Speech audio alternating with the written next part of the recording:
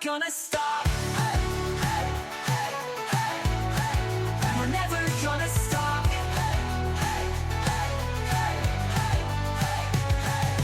Rad TV, the place to be. For creators and fans, we're the key. Join the wave, let's make some noise. Rad TV, we're the future, enjoy.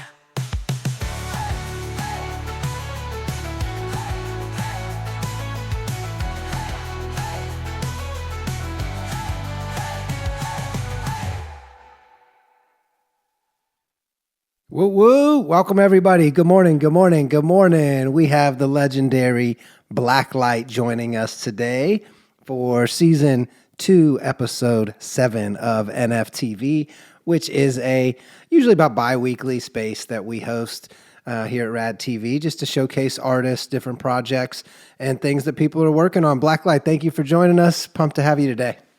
Yeah, thanks so much for having me. Of course, absolutely. I mean, since we've connected, it's I feel like I've known you for years. I've only known you a couple weeks, but you're so personable and such an awesome creator. It feels like I've been watching you for a long time. You are pretty prolific when it comes to creativity. You are by day nationally recognized marketing executive, been in the business over a decade and working on your third exit.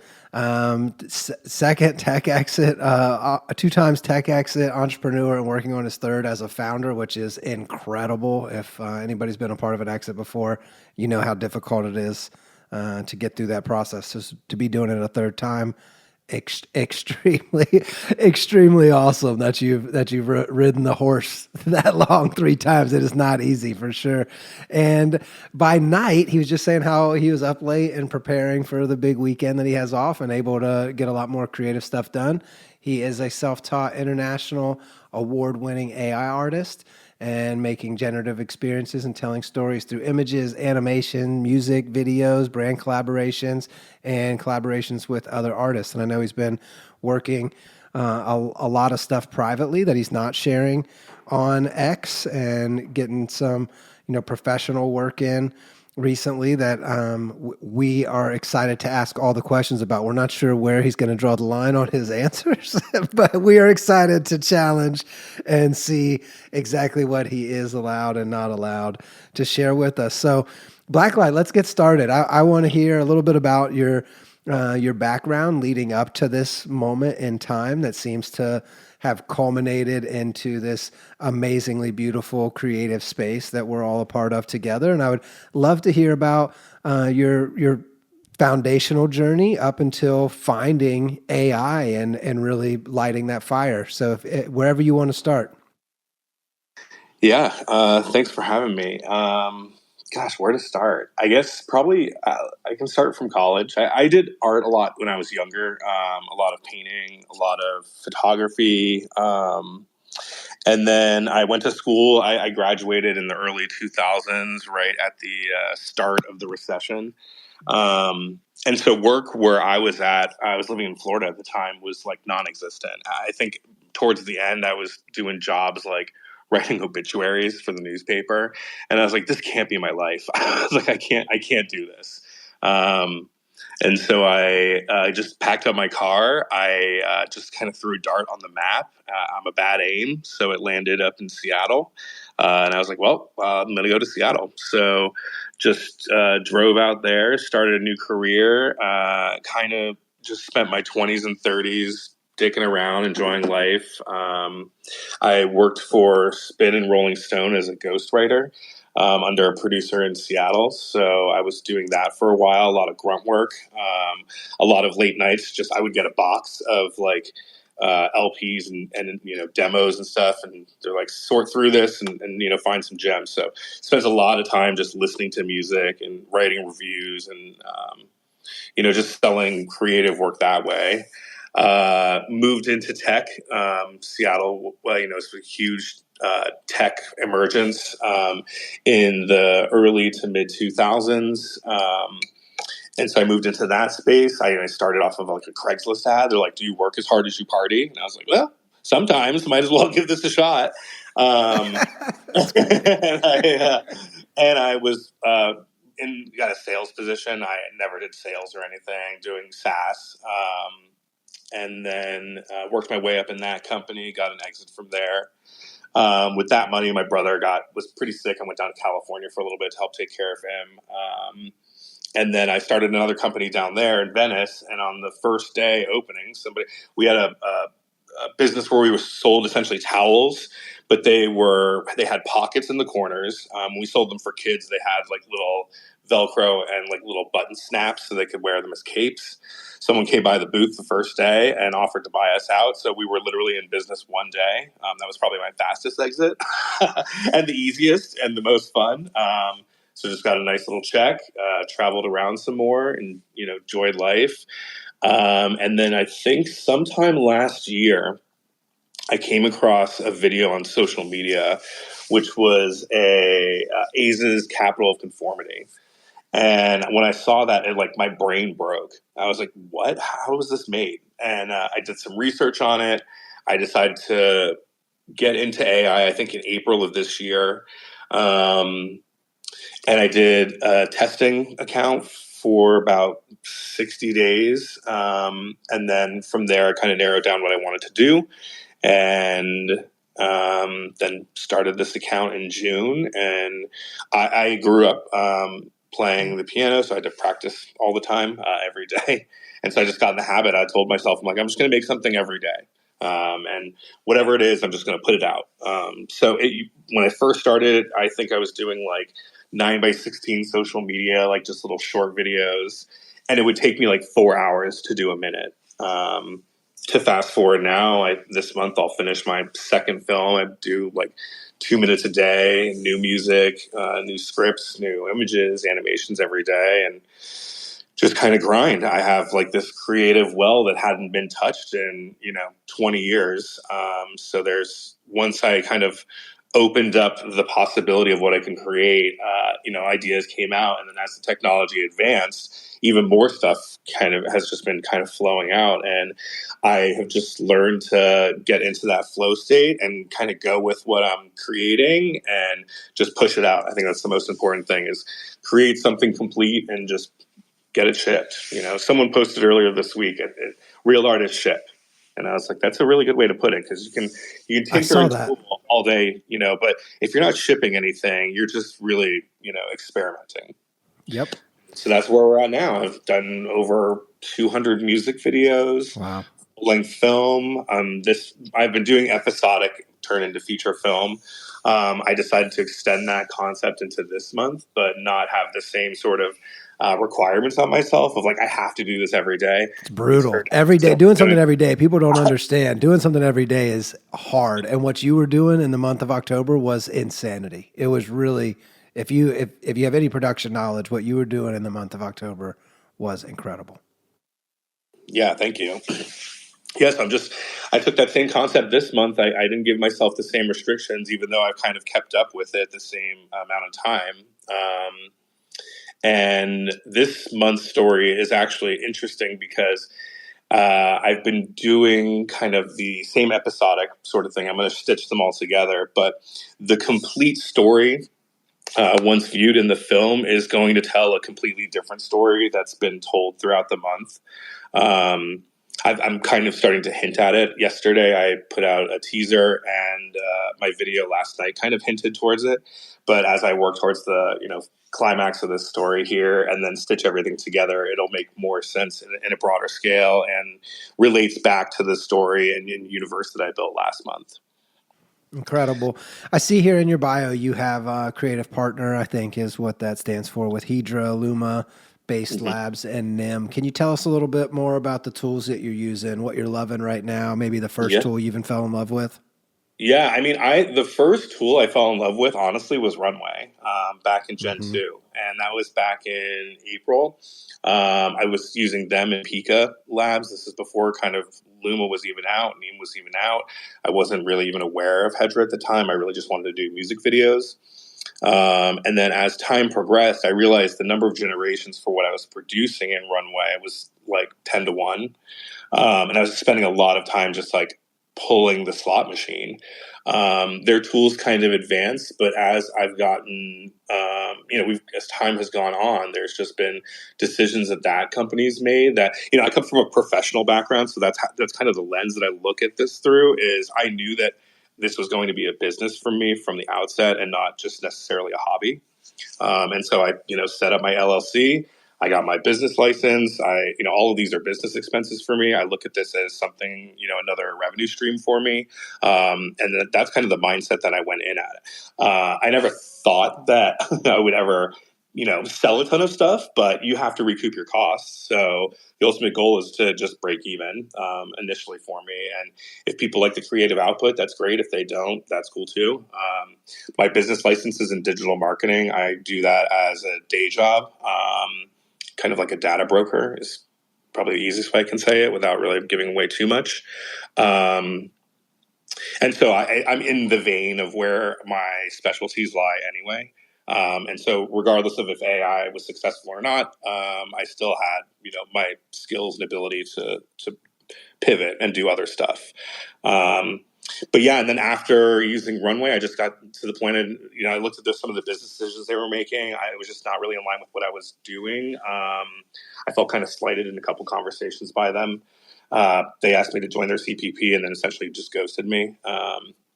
And then they looked for some advertising events for creatives. And we have a really healthy AI community here. I see Underworld's here. A buddy of mine here in Portland, Chaz Gold, Marco from AI and Design. There's a really great community of artists here. And when we all started to talk to each other, we realized that this was kind of the same experience that all of us were having.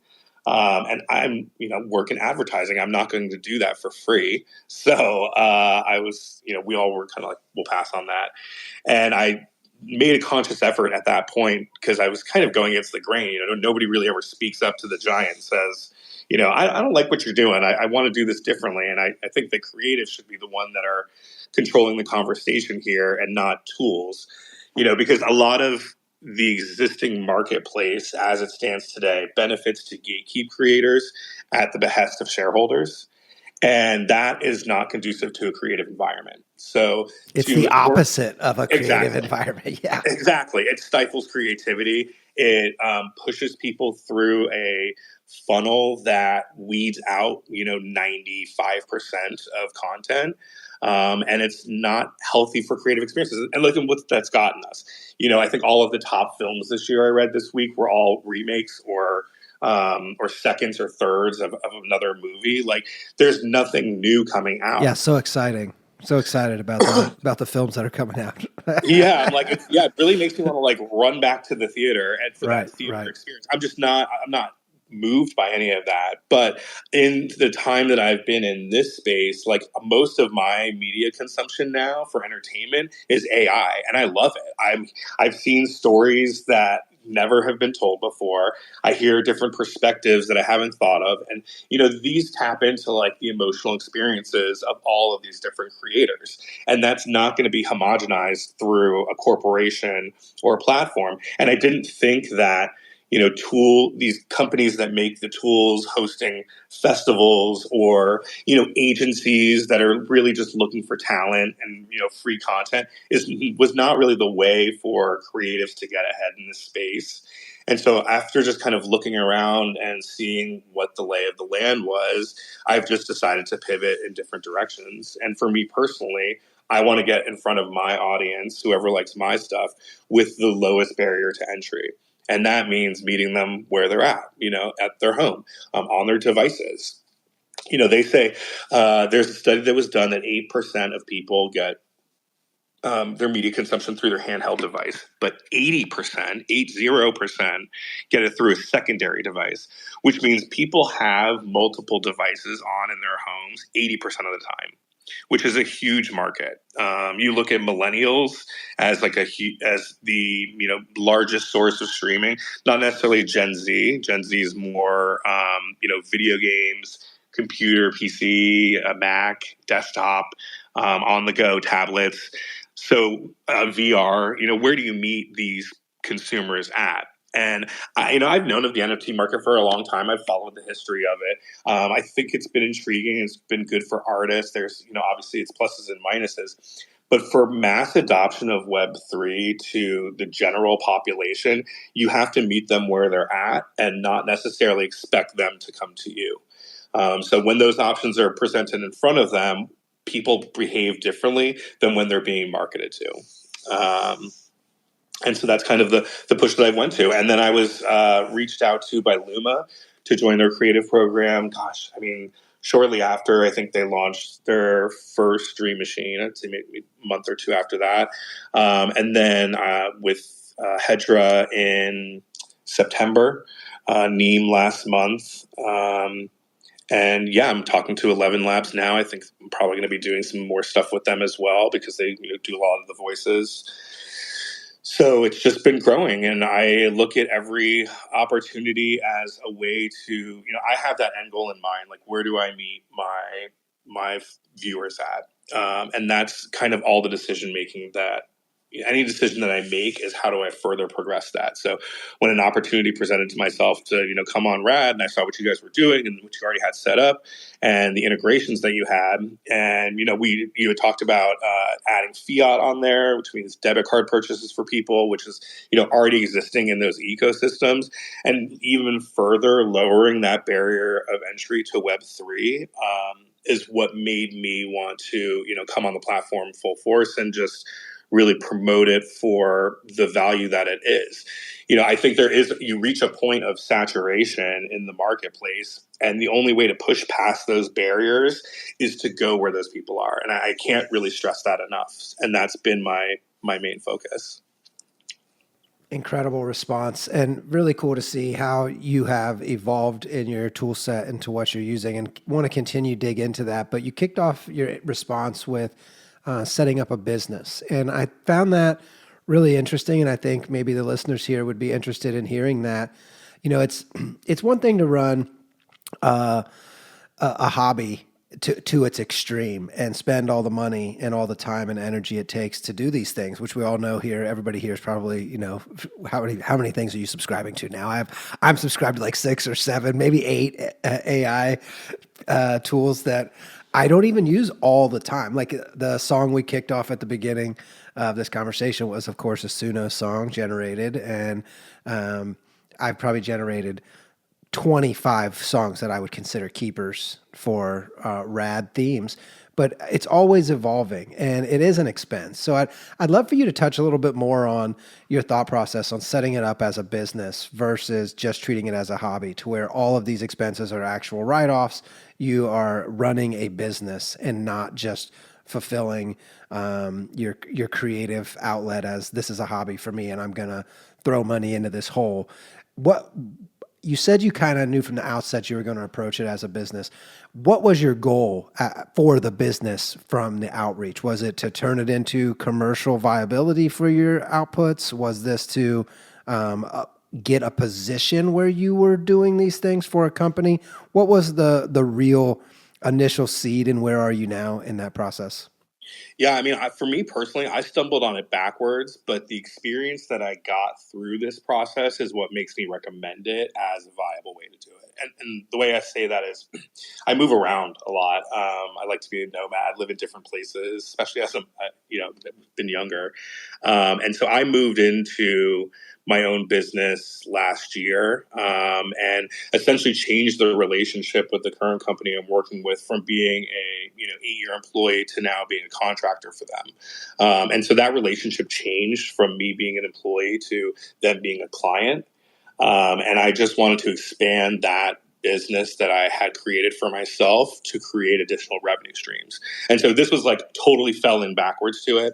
And then as I was doing the AI stuff in April, at first it was really hard, like to figure everything out and to essentially jump on a running treadmill where, you've got people that have been doing this for years who are, award winners, recognized all over, huge followings, coming in at zero in April was like being thrown on that treadmill. And so I was like, let me see if I can even do this. and if I even enjoy this. And then once I saw that I really enjoyed it and I saw a path for myself, I conveniently went to my accountant and my lawyers, and I was like, hey, does this look like something that I could roll into the existing business? And everything aligned. So I was like, well, that's a happy coincidence. Awesome.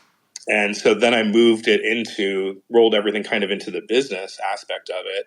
And then when I made that decision, I realized, okay, now it's got to be profitable. So how do I make this profitable for myself? And I think that's the decision that someone needs to make, is that if you're doing this for fun, that's fantastic. And you can be an independent creator and, post stuff up. But if you're looking at like deducting expenses for generations, the way that you can monetize it, and the way that, at least in the US here, the way that all of that is taxed, it's more advantageous to do it as a business because of all of those reasons. And so that's why I would say, if it's something that you want to do for, if you're like, I love AI, I can see myself doing this like long term, I want to do this, it might make sense to consider doing it as a business. Whether Absolutely. it's for yourself or, there's agencies that are coming out now that there will be a point where they get jobs where they don't have the resources they need to sit there and, run 10,000, generations of image to video. So there will be a need for quote unquote artists who are doing that. But those really will be, segmented into roles. You're either an image generator, or you're an animator, or you're an editor, or you're a sound person. And it kind of goes back into that model of traditional media. And when you get to that level, yeah, you're getting a consistent money from it, but you're not super creative because you're just part of a machine that's working towards a goal or a vision that might not be your goal or vision. That's awesome that you share that. That goes back to your college days. I'm taking it. Yeah. Yeah, and like, do you want to do that? Like, me as a creative, I don't. And there's been platforms that I have talked to that want to onboard artists to essentially do exactly that: create old IPs and remake something that's already been done. It's that whole mindset, So that's how you can sniff that studio money, because they're looking at where they can do this and add in checkpoints, and there's some creatives that just don't want to do that, and I respect that. Like, that's fine. The path for the individual creator is maybe a little bit more difficult because you don't have that studio backing, you don't have that safety net, but there's pros and cons to it, right? You do the mundane work, you get paid for it. It's just another job. If it's something that you want to do as a passion and a career that way, it's going to be a little bit different because you have more competition in the market. So you still want to go directly to a consumer and not jump through a bunch of hoops and executives and checkpoints and things like that.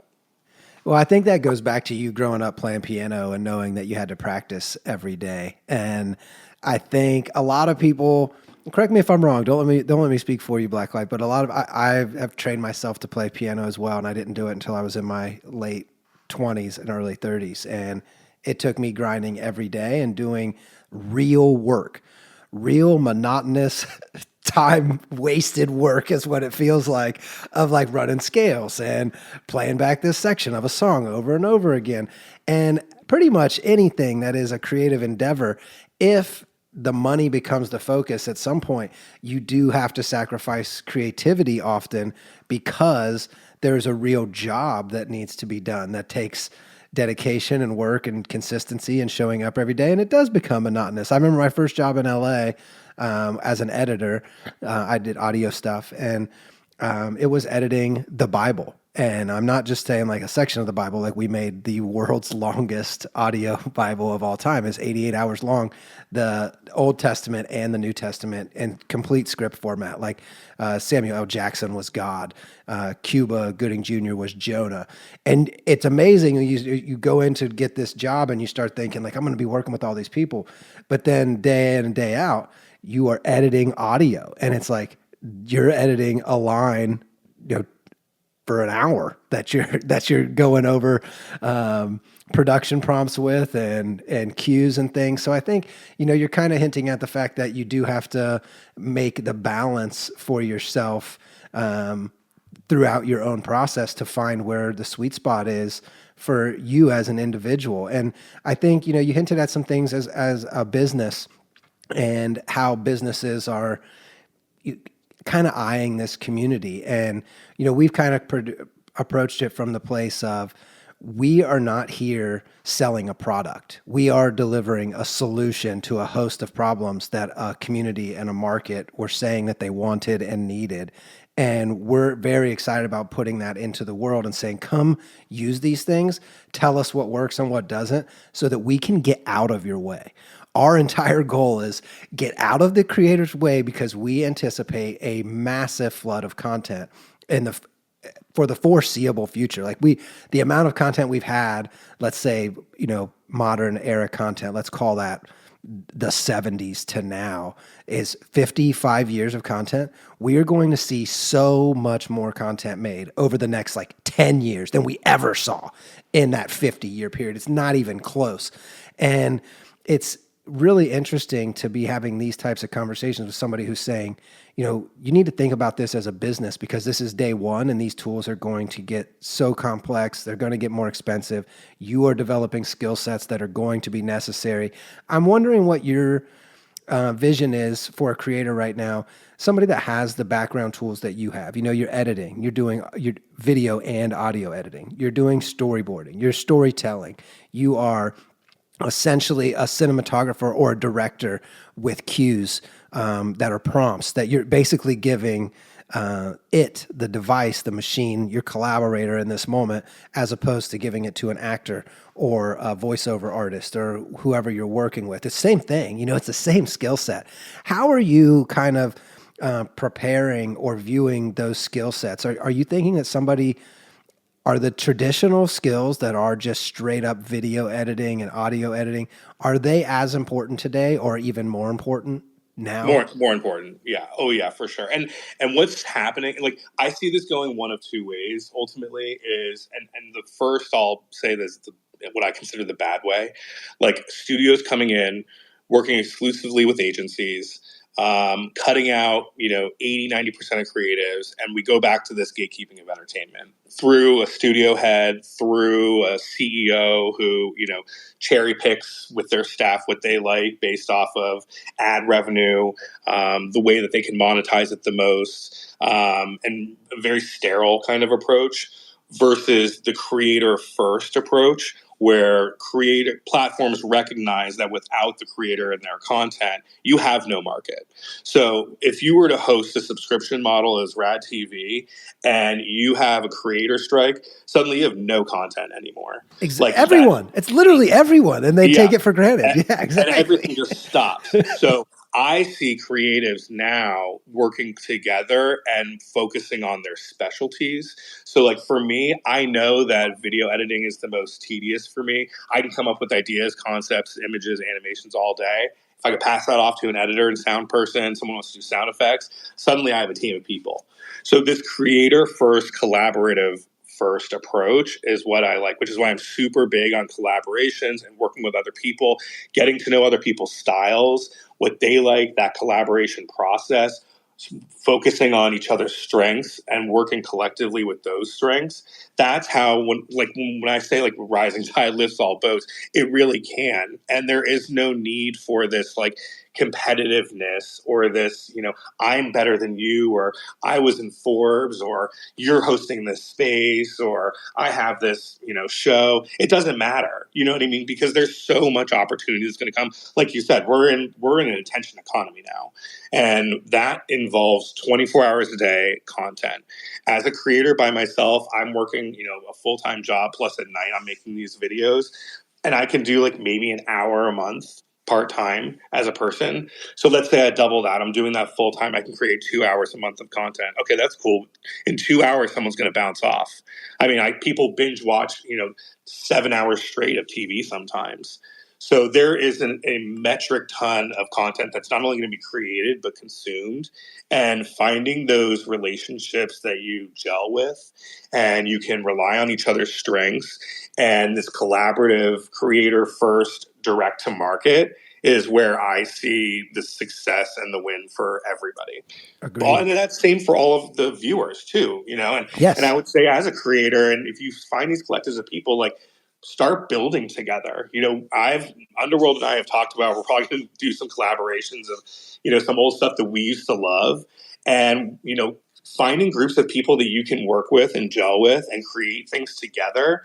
And that machine, then, you suddenly have a business with a bunch of people, and it can be all independent. Everybody has their own stake in it, their own percentages, their own, on Rad TV, you can break out the creators. So if there's Yep. 5 people that are working on a video together and you Yep. come out with a full length film, everybody gets paid equally. Nobody has to lift a finger and argue about it. Yep. We have some really exciting tools rolling out at this. And this, I want to jump in. I'm sorry to cut you off, but I want to say, like, anything you guys want to see in this vein, Blacklight, we want to hear it. We are literally building for you all. And this is the type of conversation that is tough to have, because I feel like creators kind of walk on eggshells because they don't want to piss off the platform. And they have, up to this point, been so beholden to the platform. It's like, you're either friends with YouTube or you're not. And your content's either shoved down people's throats or it's buried. And like, that is, it's political agendas, it is personal agendas, it's corporate agendas. And it feels like we have finally broken through to this new era. Yeah, and we really need to important. all embrace that. Yes. And we want to hear what you want to see out of a platform that is serving you. So like, when you say, this is the way you come in and you're able to collaborate with these people, we are working on some tools right now that are like, we're going to try, and I'll tell you guys, like, it's not out yet. We're looking at it after the first of the year, but we're looking to even extend our current model, which you can come in, split a piece of content between 100 different wallets for percentage payouts. So you can give, 2% to this person, 5% to this person, 10% to this person, pay a marketer 10%. They only get paid when it gets sold. Don't pay them up front. Tell them to actually do work that matters. And then they get their 10% on literally every sale. So you're not out money up front. And we are going to implement this another layer down and roll this out for secondary sales as well, so that any secondary royalties are still paid back to those original creators. That way, the initial sale isn't the end of the juice from that fruit for any creators and any creative teams. Because today, in today's world, it kind of seems like, you are paid a chunk and then it's locked up for X amount of years or forever, depending on your deal. So like, these are the kind of things that we really want to hear. So please, anybody listening, as you're giving us feedback and thinking about what the future of this looks like, know that you have some say. You have say because you are the creator. You are voting where you put your content, where you put your time, where you're building a base. And we are priding ourselves on not rugging you of that opportunity. We are, in fact, building a more stable platform for you all to stand on and build on. And we want to know what you all envision that to be. So please keep that feedback coming, and love hearing that.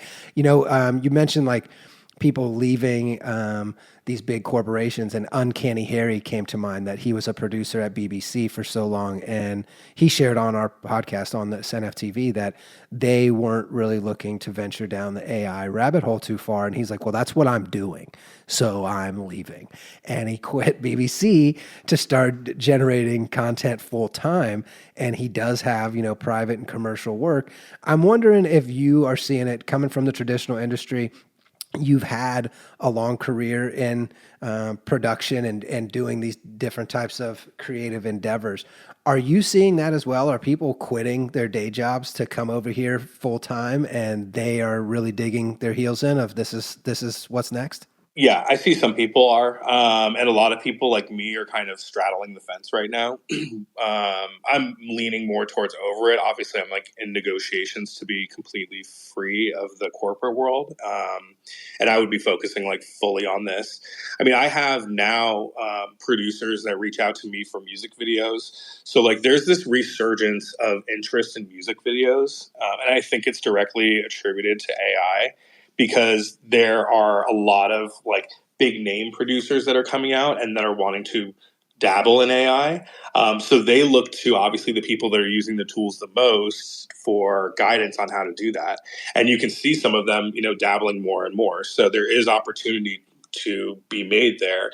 And, regarding the feedback, I love the platform. So I put comments in there yesterday. I'm like, how do I follow my followers? And Yep, I it's would coming. love to see like a gamification of it. Even you purchase one of my films and you see like someone else who has some other surreal stuff, and you earn the surreal collection. You can get a badge. That badge could be an NFT, and Amazing this idea. you know what I mean? Like this incentivizes not only people that are maybe coming to see me, that will go to maybe one of my other friends that are also on the platform who have similar style. If you collect 5 of those works, boom, you got a badge on Rad TV on your profile. Amazing idea. So just to tell you, like, I'll give you a little bit of background on that. And we love hearing this so much from you, Blacklight. You've been such an awesome proponent and champion of us recently. So is Terry in the crowd. Thank you so much for your energy recently, Terry. You've been incredible too. Altered Alley, I see you here. Level Up, AI, Chris Hackett. You guys have all been legends supporting us for a long time, and we really appreciate it. So I will say, we do also pride ourselves on, we haven't paid for any influencer marketing. Everybody that's been here for a while, I know there's some people in the crowd that have been watching us post. I've not missed a GM post since April 2021. And we have really shown up every single day. And we have built through these down times, down for Web3 or down for, crypto in general, whatever you want to call it. And we really have not taken the route of let's be as hype as possible and as hand wavy as possible, because we do have a legitimate business and we're not in a mad rush to squeeze as much as we can. So the gamification is great and we would love to hear that feedback, but I just want you to know we have taken those steps kind of slow, because we don't want you to all to feel like we are trying to juice you all, like, come do all this, come do all this. Like, it's really about you all, and we want to hear it from you before we start forcing these things on you of like, do we want gamification? Do our creators really want that? Do they want to be played off each other? Do we want to share the following count? And actually, like, we've had 5 or 6 people ask to make the following accounts public over just this week, since Monday. 5 or 6 people have asked, can we please see who's following us? And the reason we hadn't done it up to this point is because we don't want people to go in and just mass follow people to get their following count up and start gaming the system. But at some point, those are the games that a lot of creators do want to play. And like even today, we have people kind of going wild over getting verified on Rad. And we are being careful about how we do it and who we verify, because we don't want to take a step that we then have to take a step back from. We want to really be sure about the way we're moving forward.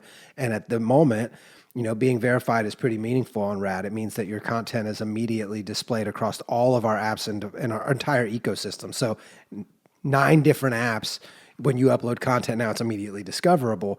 We have to know who you are. We have to know what kind of content you're uploading. We have to know that you're not uploading something that's going to upset all of our partners because you uploaded Marvel movies or whatever it is. And we are a newer company, so we are looking at the gamification of this stuff, but it is also a fine line to walk, because we don't want you all to feel like, and we don't want to make the moves that are gamifying your careers. We really take our position.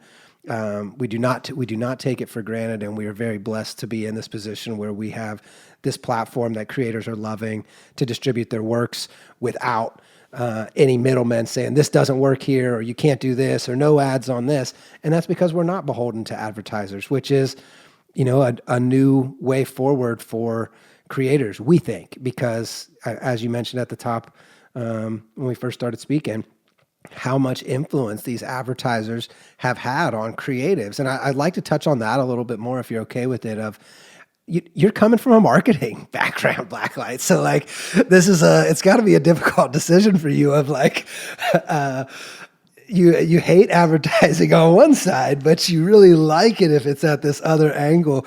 Is there any like nuance you can share there as a creative that's on both sides of like, you see the good and the bad of Totally. this marketing? Yeah. I mean, nobody wants to watch an ad. Like the reason why streaming became popular is because there wasn't ads. That's what the big draw was to streaming. So from like when we talk advertising in the world of like the 70s in the boardroom, I forget what that show was that everyone loved.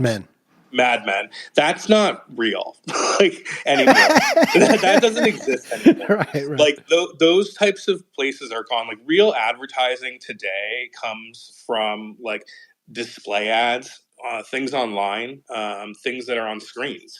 And the real way forward for advertisers is through the creator and having Absolutely. their works in the creator's Yes. work. So that, and I bring up the gamification only because I go back to that same exact theme. If someone's seeing my content, I also want them to see my friends' content.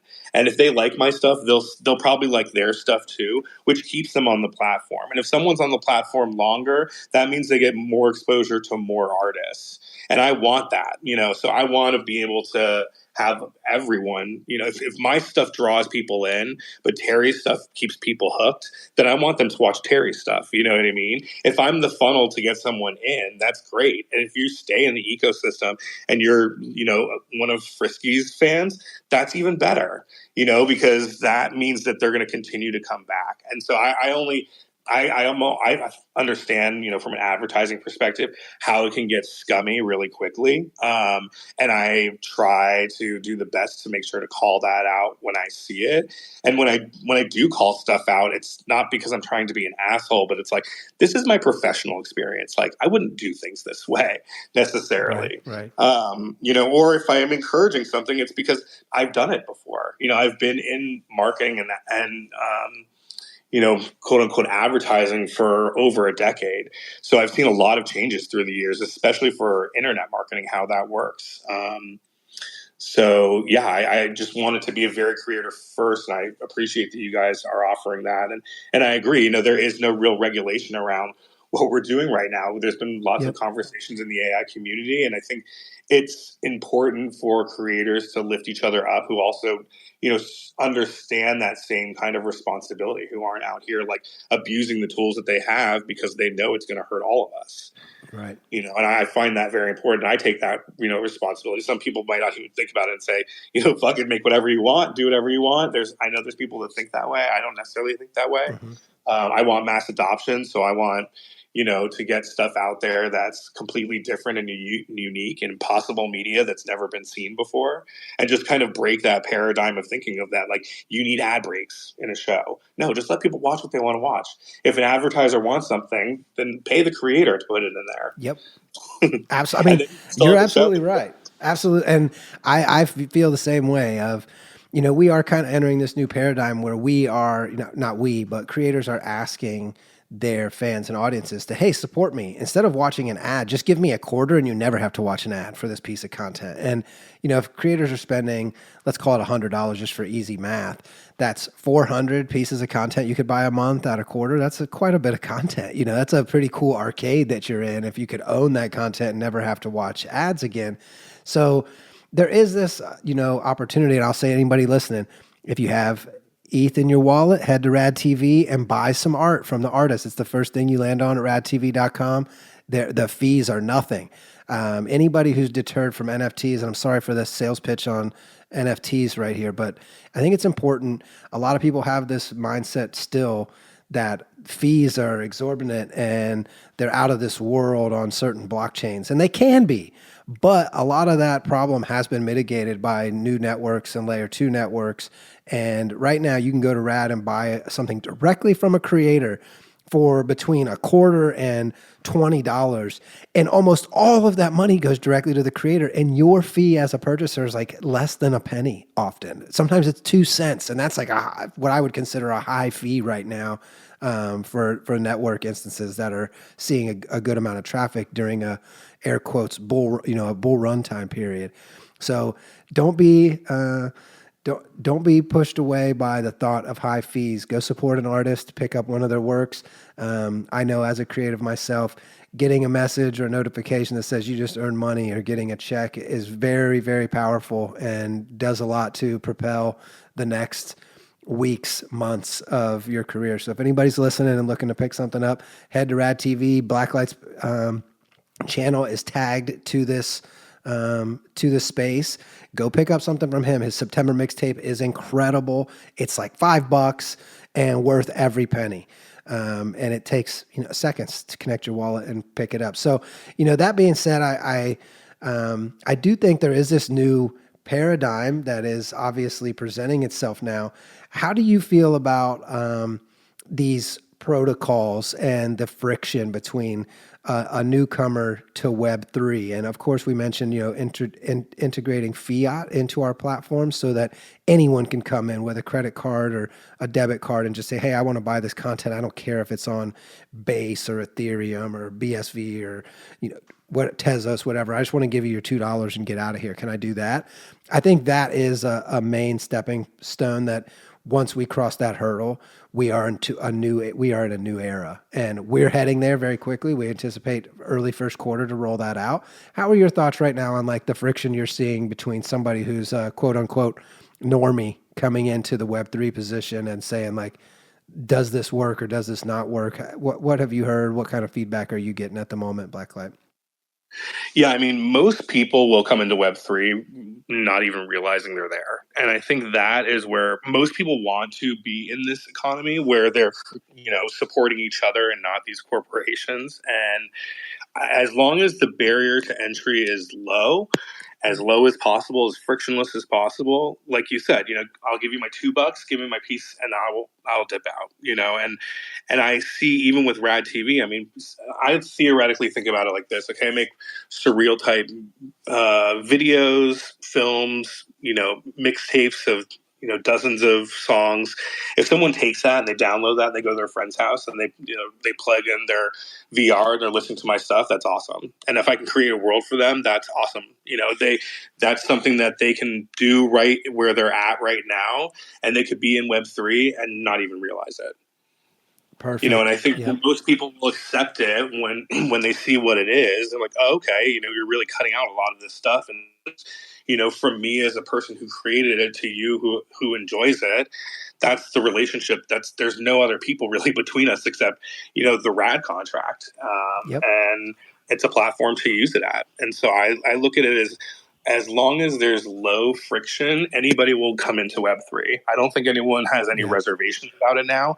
I think that people will not necessarily come to Web3 on their own unless they're already interested in it, which means you cut out a large population of people who just don't know, and they don't know the difference. If they go on an app on Rad TV and they see that it's a $5 movie versus going on, Amazon and paying $5 for a movie rental, what's the difference? Yep. And that's what it's going to be. After the first of the year, it's going to be anybody can come in and buy your stuff. And it's not going to be hey, you need to have this wallet and have this. We're just going to be, hey, here's the link. Go buy it. See you later. You own it.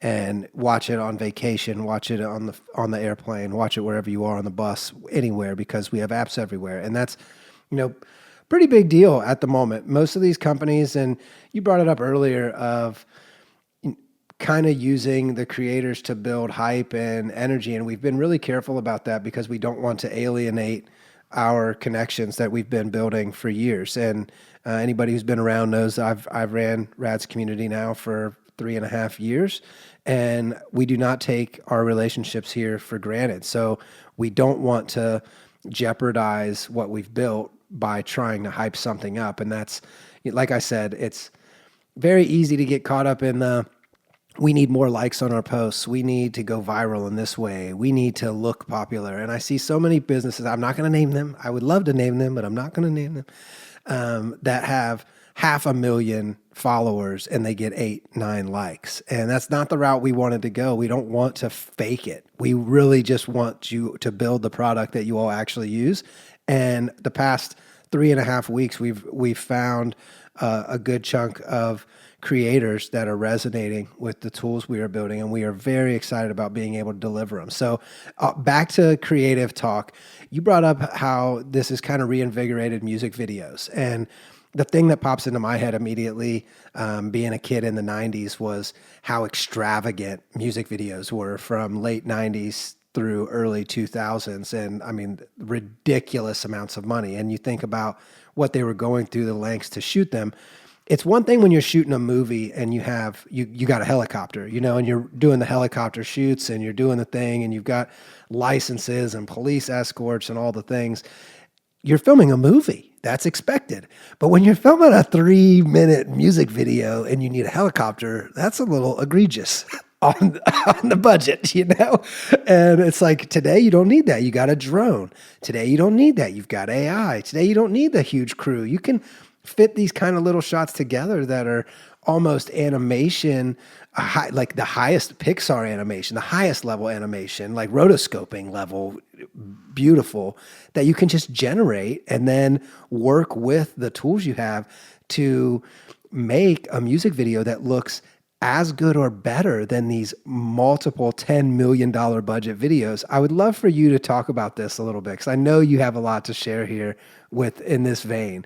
So like is that really what's happening? Is it's lowered the production cost so significantly that this is what it's caused the resurgence in music videos? And I think everybody listening to this is like, what's the last hot music video you watched that was really super popular? And for me, I don't know why this is the one that pops into my mind, but like Hotline Bling was probably the last video that really made it into my memosphere with energy that I couldn't stay away from it. Like it came to me from so many different angles, and that was Apple pushing it, a couple other people. But I'd love to hear your thoughts on this of like, why music videos specifically? Is it a couple of things that I touched on, or is it more than that? Yeah, no, I think that's totally it. I mean, you think you're not going to be able to rent out. I can't go rent out, some Tomahawk helicopters and blow up the entire side of like the impossible media, right? And I think that's what kind of hooks people initially is they think a lot of people think AI bad in their brain. Yes. Like AI bad. Writers didn't like it. I'm on the side of the writers and the people that feel like they're getting their jobs stolen. This is just a new evolution of existing technologies, advancements in 3D tracking.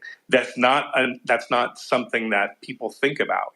Advancements in voice cloning, advancements in animations. Some of the magic that happens here isn't really magic. These are things that have existed before. They're just getting worked at a faster scale. And so when people see that impossible media and they understand that, okay, like this is why I want to maybe do a live stream one day to just see the creative process, because it's not like easy to do this. Can I do what maybe 10 people? Can I do what 10 people can do in a music video at a fraction of the expense? Totally. But it's not like it's this just press a button and go. Like Right. it's a skill that I had to learn and practice and do like every day. So it takes a lot of work, and that's a specialized skill. And that's what happens in a capitalist society. You have to learn new skills. You have to adapt. You have to be adaptable. You have to be flexible.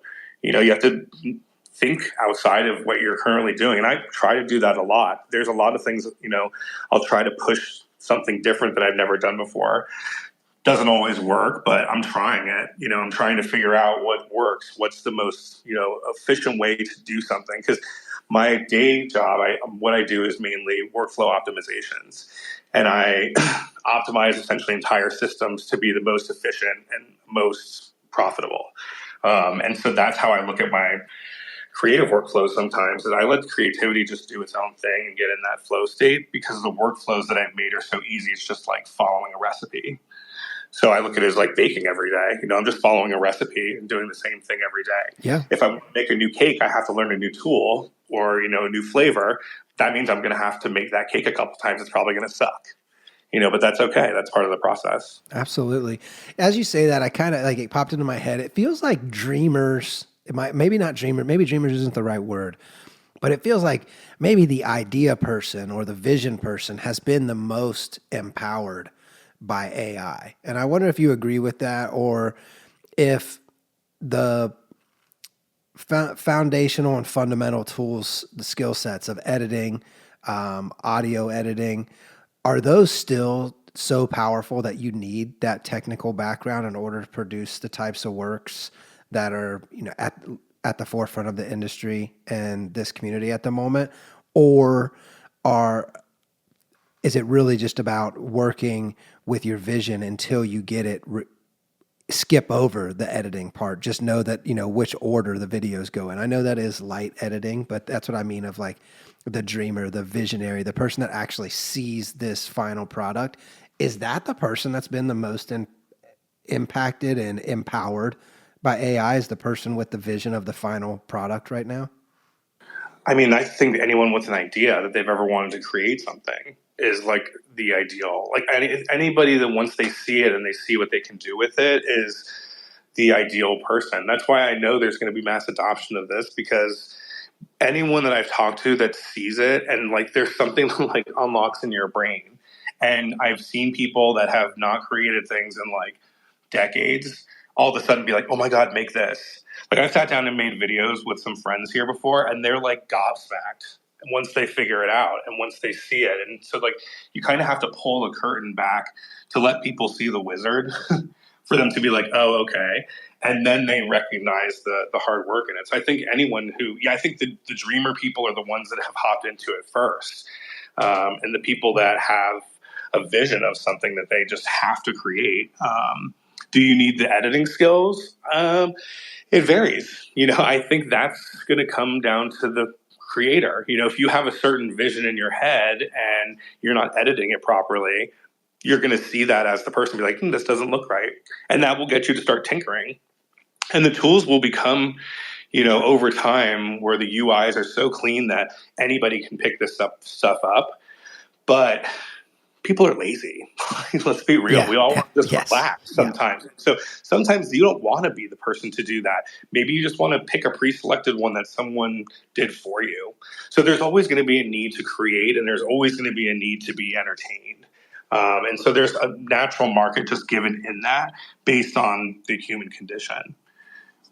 Great answer. All right, I'm going to ask a tough question, and we're going to get into some deeper AI stuff here that might be off-putting to some people or have different opinions. So feel free to raise your hand if you want to interject or join. This is open, very casual. So before we begin, I just want you to know we're open to all opinions here. How do you feel about the current copyright situation? And I will preface it with, I have in the past, just this week, 5 or 6 creators have reached out fearful of uploading things or using Rad TV or whatever because they don't want to face copyright infringement, DMCA. They don't want to have their account deleted. What are your thoughts at the moment on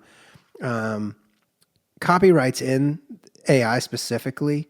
And if you could also maybe provide some guidance or some messaging to creators that are struggling with that mentally while they're trying to be creative?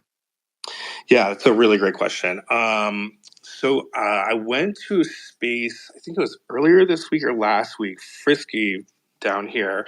A friend of his, Steve, if I can find it, I think it was his friend. He is a lawyer in this space, and they had a whole conversation about, breaking down the law and the implications of it around copyright. And from his understanding of the writing, at least from what I've gathered from the conversation, and from others that I've heard, is that the copyright comes down to ultimately the tools and tool companies that have made it, who have the onus here, not necessarily the creatives that used it.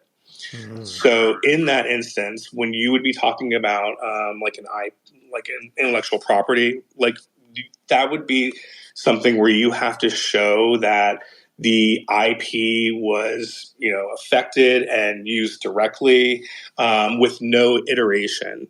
And what they've talked about in regards to intellectual property is that as long as there has been a proof of human intervention in the creation of the images that are used, then there is no violation on the artist's behalf. Amazing. Now, if the court comes back and says to the tools, this model is invalid for X, Y, and Z reason, they have to pull that model. Any works created in that model would then not, be able to be created again. Interestingly, this is a United States issue. As we all know, the Web3 space is an international space. Yep. And so if there is a buyer in another country who doesn't apply copyright laws here, that does not invalidate their purchase of the work. Right. And you can't recant that work at that point, which is why this is, they're going to be talking about this for the next decade. Like the law around this is vague at best, and the people who are writing it have no fucking clue what they're talking about, because most of them are octogenarians and seniors that do not have a fundamental grasp of what all of this is. And it's not until you get people in there and we look at where the state of the United States is right now. Intellectual property is probably going to be taking a big hammer to in the next 4 years, and probably a copyright law too. I don't see long term in a global economy how you're going to be able to maintain that. Now, clearly, direct rips of something, these like 1950s versions of whatever existing IP, that's pretty close. I maybe I wouldn't be selling that. But for someone like me, like I'm in here creating brand new stuff Yep. with brand new music and, iterating upon iterations on images. And so I'm not really worried about it at all. Yep. And after the conversations with more, smarter minds than mine and in specialties, regarding the law, it's kind of the green flag right now for creatives. I think so too. I think across the board. And, you take it a step further and even say, yeah, anybody can air quotes enforce all they want to. How fast does a meme travel? Like if you make the right thing and you post it on the internet, it's over before anybody can even think about stopping it. It's like it's already went around the world twice, and now there's 3 levels deep of the meme. And there's people that don't even know what the meme is because it's evolved so quickly in a few hours time online. So I think you're right, and I think that's great. So you're saying green flag to creators, go make it, wait to ask for forgiveness, not permission. Yeah, and I don't even think there's forgiveness that's going to need to be given. I If don't it is either. found that it's these models, ultimately it's the companies that offer these products. I'm covered legally between the contracts of the tools that I use and myself. So if they've done something wrong in regards to training, that's on them. I'm indemnified either way. Incredible. So, it has come up that that AI is next. I think we all know that. And something we've been talking about for the last 2 weeks, I think we talked about on the AI Art Today space earlier this week, was a lot of people say we're just scratching the surface. And at RAD, we like to say we're not even scratching the surface of these tools yet. I think a lot of people think like, oh, it's been here for so long. Just a year ago, we had like 3 left-kneed people with 19 fingers, and when they ate spaghetti, their face turned into like a slop face spaghetti eater that you couldn't even tell what was going on.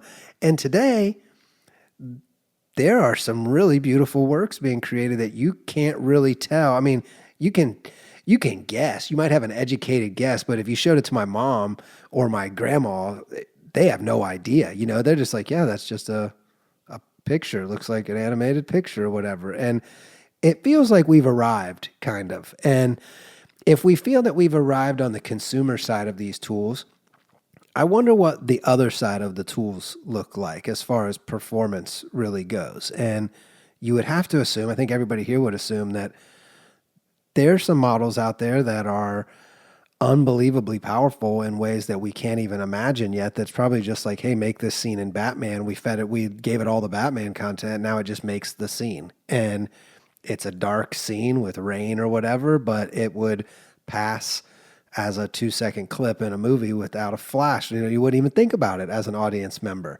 So I want to ask you, where do you think, or when do you think, or has it already happened, that we start seeing AI integrated into major motion pictures? Is that already happening? And are the tools going to be credited, or is it the artists using the tools that are credited?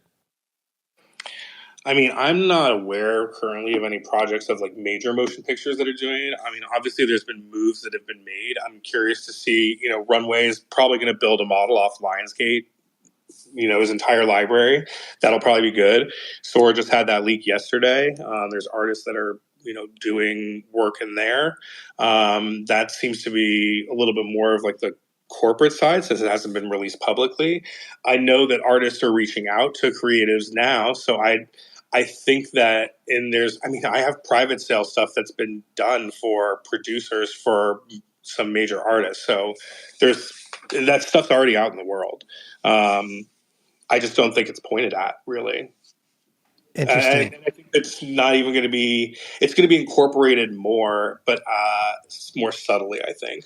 So Maybe a scene here, a scene there. the things that you've done that are already public and not being like totally pointed at, are you credited as a creator or were you just Hmm. okay, very cool. So you're just a producer on the project or whatever, and your work is included as a scene or an image throughout that work. Yeah, I'm just like a creative on it. So like it would be like images and animations. I've done most of that stuff. I've been working with some music artists, so images and animations is usually what I just get credited as. Very cool. So, man, I feel like I have a million things I could ask you. Like this is just blows my mind. Like getting into these conversations is like it can literally consume you. And I see why so many creators dive in and then they're like, okay, this wins. I let it win. I'm just diving all in. I'm going all in. Just What's let it wash next? over you. What's next? What's the next major milestone in AI that we're waiting on? Because it kind of feels like we are like waiting on some eureka moment of here's the new piece that came out, and like maybe Coca-Cola played a part of that. What are your Yeah. thoughts on like the next big boom in the industry? I think there's pain points in the creation process that need to be overcome. Multi-character scenes, character consistency at a regular clip for some people is difficult. Multi-character lip sync, which these technologies are going to advance. It's going to be possible to do that over time with like video in painting. I think that's kind of the big next one that's coming because you can do image in painting now, but you can't really do video in painting. Once you can do that with a controlled camera, you're pretty much golden. And there's a few different avenues to get there now. Like I see Hacks down here.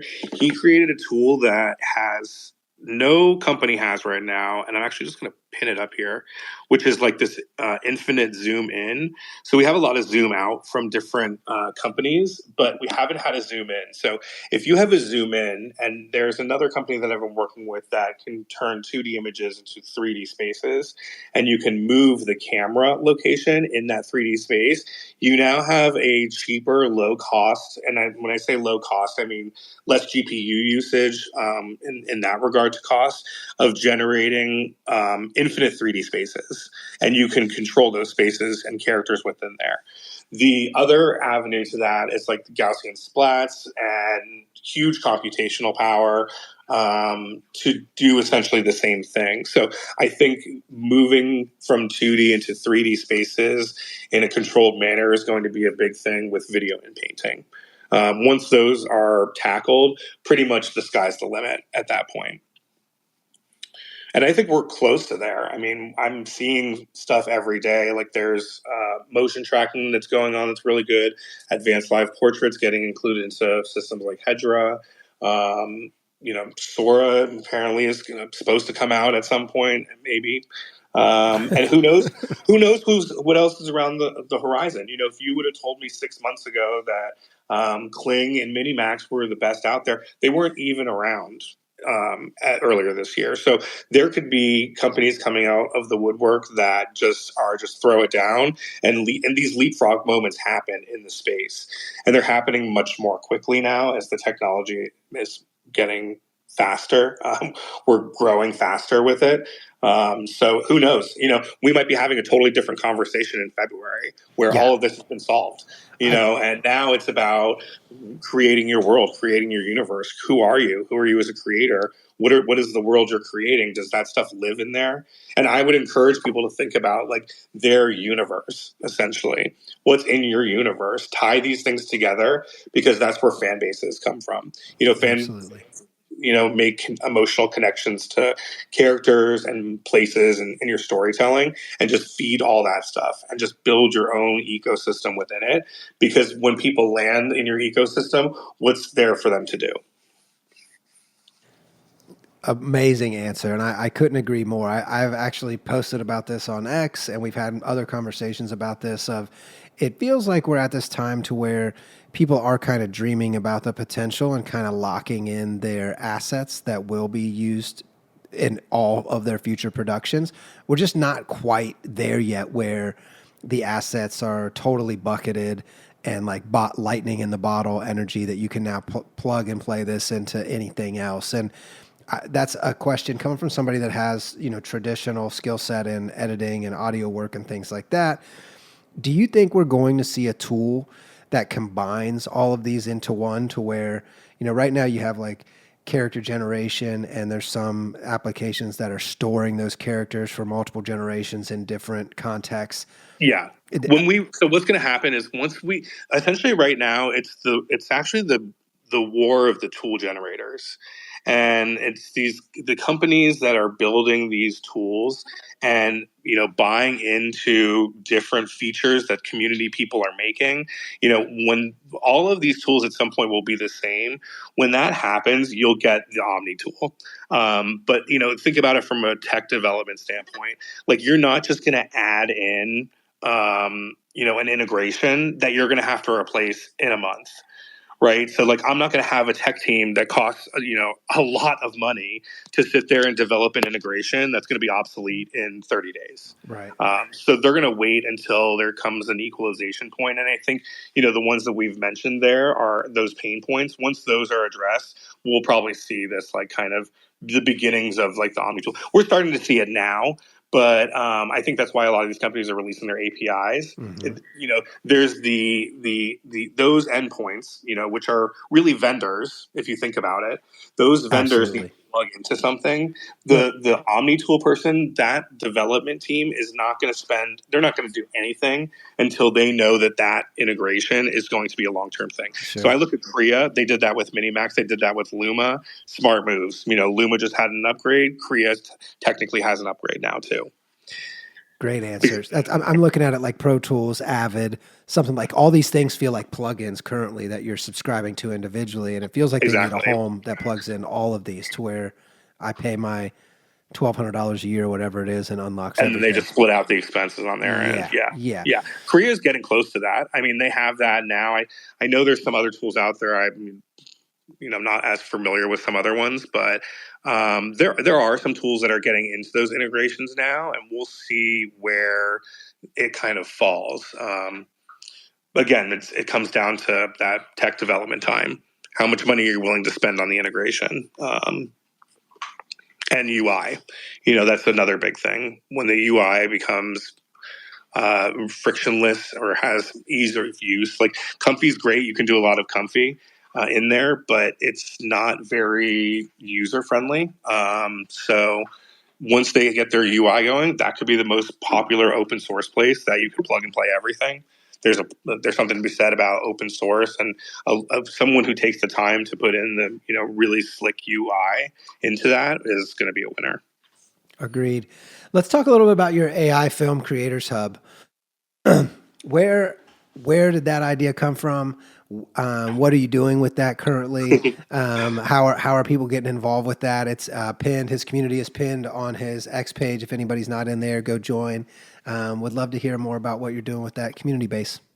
Yeah, that's actually Marco's space. He just asked me to be a mod for him, so I said sure. And I'm really big, like I said, on the collaboration aspect of it. I want to see who's out there, because there's things that come up that will be an opportunity to collaborate. So I just thought, well, if there's people that are serious about this and they're in this space, then this is the well that you drink from. That you get your collaborations from and ideas from, and just people that you can work with. So I just wanted to create that space.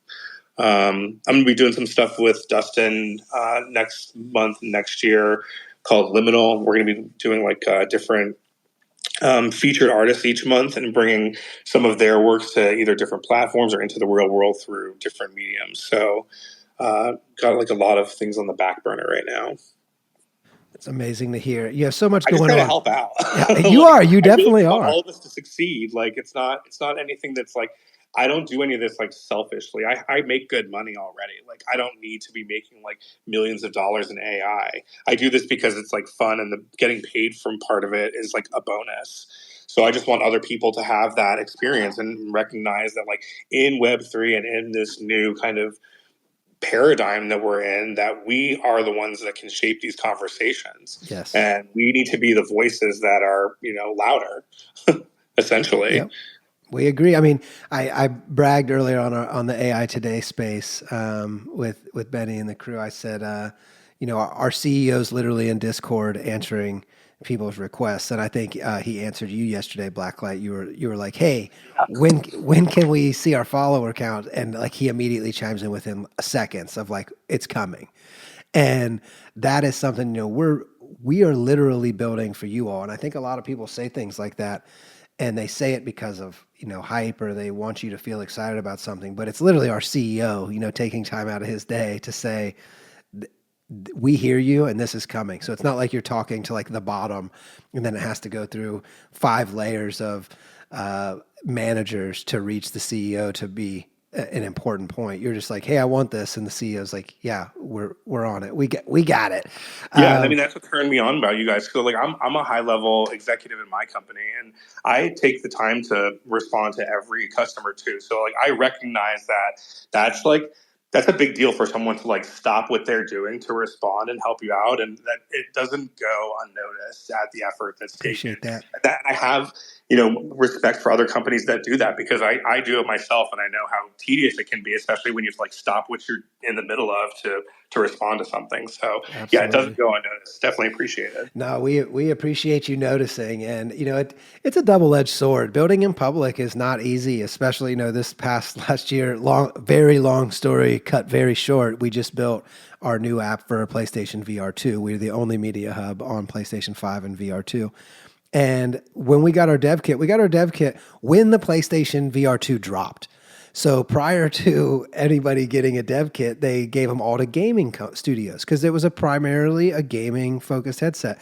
So we're building in public, our CEO's answering questions, and like we got our dev kit the day everybody else expected to get access to our app. And a lot of people don't really understand that they're talking to the literal CEO of a company that has massive partners and is dealing with Sony. Sony's not easy to build for. They are a $50 billion multinational conglomerate that has thousands of employees.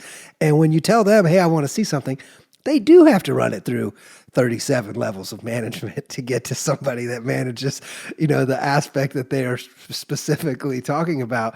But it has really been a powerful tool for us over the past 7-ish months.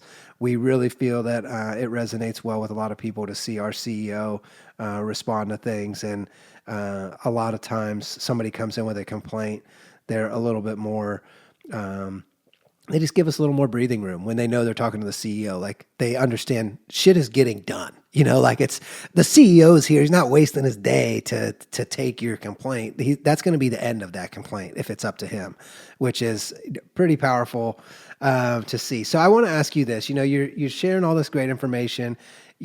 I know that you are being authentic when you say you're not doing it for money because of the conversations that we've had, and I've watched your engagement with this community for a month now. How would you recommend somebody that is going from just getting started on their creation journey today to getting corporate work that is paying them for their AI creations and outputs? What does that process look like for you? Did they just find you? Was it all inbound?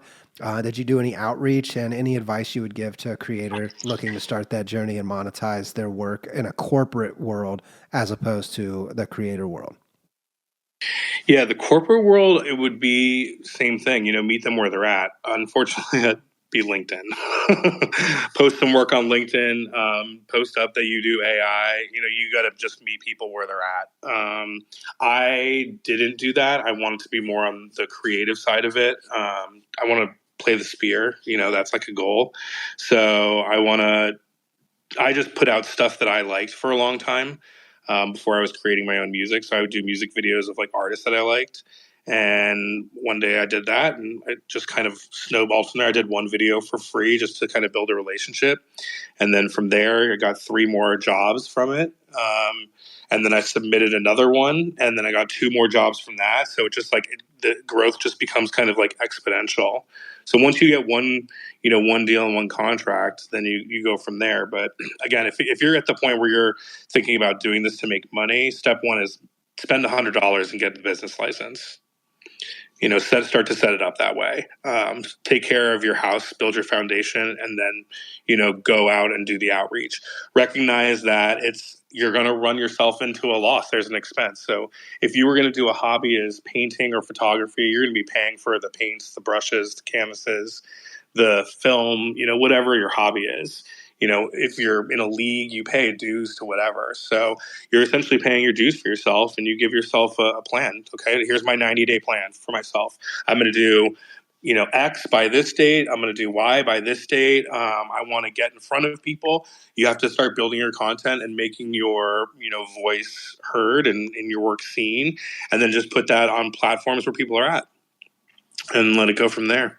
Great answer. I'm really big on like attract, not chase. If I wanted to work with a specific brand, I've definitely reached out to people before and have said, hey, I would love to do a music video for you. Feel free to check out my work on my page. Hit me up if you're interested. I've gotten a couple jobs like that where it's just like I'm really kind of inspired by somebody. So I'll just let them know that. And then if they're interested, they can just hit me back up. Awesome. And just so anyone's listening, Rad TV is a great place to host your portfolio. That way, when somebody goes there, they don't have to watch 13 ads to watch your portfolio and see Tide and Lowe's ads or whatever else they get served. You can come straight to Rad in one click, no ads. They're watching your content and no interruption. So, and I would even say put a couple works up for free. Absolutely. Because the thing is Rad is a really great ecosystem, but if people don't understand who you are or what you're about, and they don't see any videos that they can just watch, they're not going to be inclined to just automatically buy something or buy one of your pieces to look at. So if you have some things that are free up there, you're not only helping a consumer get to know who you are, you're also keeping them engaged on the platform longer, which is better for everybody. So it does kind of service to you and to everyone else that's on there to, kind of entice people, show them some stuff for free and what you're about, and then make your better pieces. Like I haven't really put anything up since the beginning of the month because I'm doing this After Death series, but I'm going to post the entire hour plus After Death on there and at the end of the month, and start doing more stuff on there myself. But yeah, I threw some stuff up for free just so that people can see who I am, what kind of stuff that I do, and then if they want to support me, they can buy some of the bigger stuff. Awesome answer. And Terry's done a great job with that as well. She's posted a couple trailers and she's linking properly to her paid work that is connected to the trailer. But we are actually rolling out a trailer feature where you're going to be able to associate two different pieces of content and even place one in front of the other. We don't have it all. It's in testing right now. I've seen it in action. It's not 100% where it's going to be ready for public facing yet. So don't take anything I'm saying right now as it's 100% what it's going to be, because I don't even know, but I have seen it where we are able to affiliate a trailer with another piece of paid content. That way you can show somebody that if they are coming just to see your paid content, you can have a little trailer attached to it. So, I wanted to ask you this, and it's a perfect segue, Blacklight. You seem to be so prolific and not seeing you are. I mean, you just flat out are. You're making stuff every day, amazing stuff, stuff that really stands out. Are you getting inspired daily to create those pieces? Are you building a list of inspiration that you're just working your way through, and when inspiration hits, you're adding it to the list? I'm all right, I got another one at the bottom. I'll get there in 3 months. Or are you just one idea is carrying you through weeks of time? What is inspiring you right now, and how are you handling the inspiration as it comes in your workflow to actually get works out, as you said earlier, an artist ships? Yeah, I'm good question. I have a huge backlog of inspiration, of ideas. I'm constantly in this creative space. Even if when I go get coffee in the morning, I go walk and I'm making music while I walk and just listen to stuff. And so the creation process day to day is sometimes where I'm in that moment. This month and last month, I've been working on specific stories. And so, this month has been much more conceptual to me, and have just been kind of creating as I go, but I've had an overarching story that I've wanted to tell. So I've just been kind of taking that overarching idea and kind of putting it through different lenses each day in a progressive manner. So I knew that I wanted to have specific components. So I needed to build to specific components in my story. But then the emotion, the songs, all the rest of it, the images, all happen from like a day-to-day basis. Amazing. So I'm just like creating every day. So, And then I have a backlog of stuff that I like go back and look at, and I'm like, okay, how can I incorporate this into what I'm doing right now? And there's just some stuff I just haven't even got. I have stuff that I've created that I haven't gotten to, and then I have ideas that I haven't even created yet. So I'm like really just like limited by how much I can do in a day, by like how tired I am, because I do this like after work. So some days I'm like, I start work at 6 in the morning, and then I get done at like 4. I'm starting to maybe do images around 3, 4 o'clock. And then there's some nights I'll just, make stuff until midnight. So I'm working like long days at it, but it's fulfilling to me and I love it. And I feel like I can't get stuff out fast enough, to be honest. that's a great feeling to have as a creative, that you're just so flooded with ideas that you don't know, where the next moment's going to come, that you can actually get an idea out. I always loved that Kanye's label "Good Music" was getting out our dreams. I just love that acronym for the word "good." I want to ask you, if you could do anything right now, Blacklight. You're working a day job, you've got multiple exits, and it seems like you are doing exactly what you want to be doing.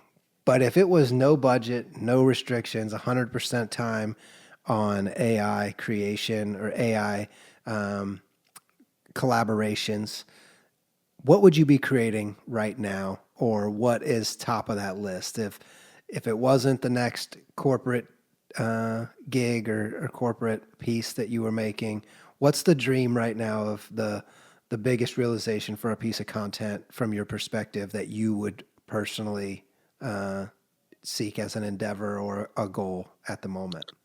Honestly, it would be just an artist collective. Just having the most amount of artists that I can work with collectively at the same time. And I would do like we would do like a weekly and monthly sort of meeting on what we're working on, and work in teams with people that I like, and just start pushing stuff out. Like flood the zone with work, because that is where you're going to get people. Like if someone wants to binge watch a show, they want to binge watch 10, 12 episodes Sure. of a show. Yeah.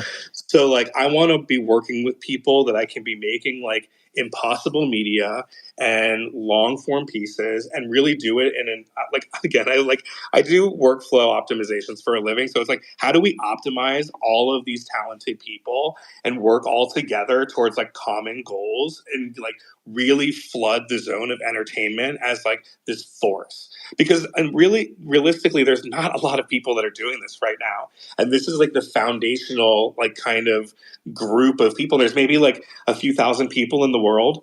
I mean, if you look at it as a pulse, about 3,500 teams entered Gen 48 when they had that competition. I would assume there's maybe 10,000 creators in the world right now. That's like a small percentage. If you start working with groups of people that you like and push out like content, like regular content, and just flood the zone with it, then you're going to win. And that's where more people will come over to the space, because they can watch this 10 episodes of this show, 5 episodes of this other show, 12 episodes of this weird nature thing. There's background like music video stuff that you can do. Like there's so many different avenues of entertainment that can be done right now. I just want to have like an artist collective of people that are just like down to make wild stuff. I think you have them. It's just a matter of Yeah. you turning it on or not. I think you've got enough people that are interested in what you're doing and that you're inspiring, that you could definitely turn that on. It's would you be looking for people that were, just straight up editors, straight up video, straight up audio editors to fill out that collective, or would you want people that were all in the AI community? Yeah, I mean anyone, to be honest. I'm not at the point to say like you do this, you do that. Everyone has different strengths, and as more see, the thing to me is like getting completed workout. The people that can get completed workout understand what it's like to go through that process of completion, and it's hard. How do you overcome a roadblock and not ask for help? How do you figure out that problem solving? So people that are making these videos and they can do them in a way consistently are the people that are, I need someone that can kind of keep up with me a little bit. So that's kind of what I'm looking for, is Sure. people that are, masters of their craft and they're in it. And this is new to everyone. And I'm not saying by any means am I a master in my craft, like far from it. But I want to work with people that are pushing out like completed stuff so that we have like things that we point to that we're doing. We're not just kind of like putzing around making images and animations. So I love this. I could really just keep talking to you all day. Are you still good for another 20 or 30 minutes? How long have Yeah, you I got here? saw Terry's up and I saw May Eyes up, so I'm not sure Yep. if they had questions or wanted to chat. I'm I'm going to down to open it talk up. I definitely am going to open it up for questions. I just want to be respectful of your time and make sure that you weren't having to Yeah, get I'm out of all here. good. I'm on vacation. I'm Amen. just All relaxed. right, cool. So I love what you were just saying, and you're talking about mastering your craft and your workflow. I'd love to get in a little bit more of that. I know a lot of creators here. I think so, especially being somebody that's played with these tools myself. I'm really interested in the way people utilize the tools and the way they look at the tools. And I've long I have this thing that I call it IT, capital IT.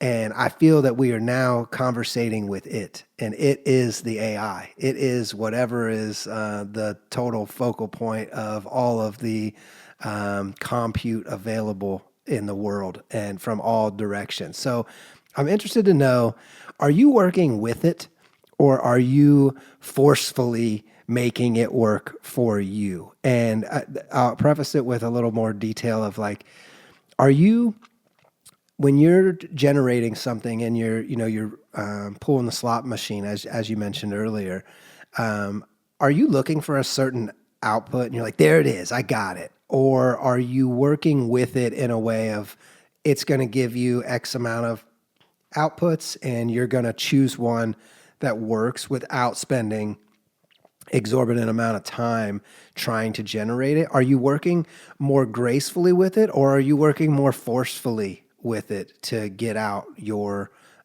scenes or your shot list? Yeah, so I think it varies on like what step of the process that I'm in. So when I'm creating music, I'm very much want to be in control, more often than not, which is why I start with like stuff that I make first. And then I put it in and see what the AI kind of comes up with to complement what I've already done. In image generation, I work with the AI in the image making process, but when I get to the specifics of details, I take over more control. So there's this ebb and flow of working with it. With the tools that I've gotten comfortable with, I have like kind of just general practices that I do. So I always let the AI do as much of the imagining as possible when it's in that process. Like I try to let go and see what happens. So for example, if I'm done with my image generation and I want to animate it, I'll throw it into the animation tool and I will not prompt it at all because I want to see what the inherent bias is from the image that the AI interpolates. If I don't like that output or I want to see a different output, then I would make the decision to go further than that. Because I also looked at this as like cost efficiency, because the elephant in the room in all of this is that the computational power of all of this AI is insane. So I'm not trying to be out here and like pull the slot machine 300 times for one animation. I Right. find that to be excessive and kind of abusive Yes. for what it is. And again, we don't have these regulations yet, and we don't have all the answers to this and where all this energy is coming from. I would love to have renewables be paying for this. I would love to see a world where this stuff is off of the grid of everything else, and it's in its own confined ecosystems of AI and power usage and creation. Um, but and so I think in my creation process of that every time I pull something, there is an expense to that, and I want to do this as efficiently as possible. And so I always try to see, and I've worked with some people before. They're like, you get the most insane first gens, and I don't know what it is, but sometimes the first one is perfect, like more often than not for me, because I set up the images in a way that is going to just naturally prompt an animation. If I have somebody floating in the air with beams of light coming off of them, the AI is going to recognize that this person's like glowing, and it will kind of enhance those effects. if it's like levitating, they'll just, it'll kind of pick up the natural motion. So it's almost like I set up the images in a way that is the start of the movement that I'm kind of wanting anyway, and I just let the AI pick up on it. So kind of letting it talk to itself. It's talking itself through the workflow as much as possible. Pretty much, yeah. You're brilliant. You're really great. This is awesome. So yeah, I just work with it. You know what I mean? Like there are times when I fight it. Like when I'm like, why do you not understand 5 fingers? Like 5. Right. Like I've even said I hand with 5 fingers on it, and I mean it's getting better now. But even just a couple months ago, I was like, God, this should not be this difficult. And now it's getting a lot easier. Yeah. And I have my own models now too, which has been another thing that's been really helpful. Is I know I have models that I'm building off of, so it makes it a lot easier. My prompting is a lot simpler than it used to be, where I'd have to have these like long, complex prompts.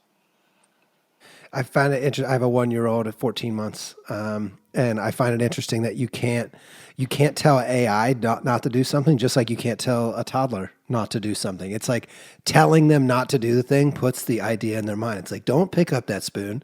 The next thing he's doing is picking up the spoon. Yep, exactly. It's like, what do you? I didn't even know the spoon was here. Is basically what he tells me, and it's like, well, don't pick it up. And it's like, you shouldn't have told me to pick it up. So, I agree that we're as it's learning us, we're definitely learning it. 2 questions. Are you nice to your AI? I'll give you this. We'll go with one first. Are you nice to your AI? I always laugh at this question. No, I'm not. I'm not either. Tell me more. Tell me more. I am nice for the most part, but there are some days where I've definitely thrown in, why can't you figure this out, goddammit?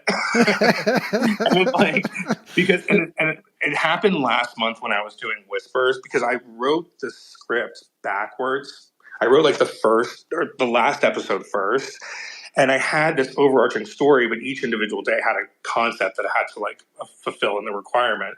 And so as I was writing it, I would throw stuff in because I'm like, okay, do I have any plot holes here? And it wouldn't find the plot holes for me. And so then it would try to give me ideas. I'm like, I need a suggestion for this day because these 4 days are supposed to be about like real life horror.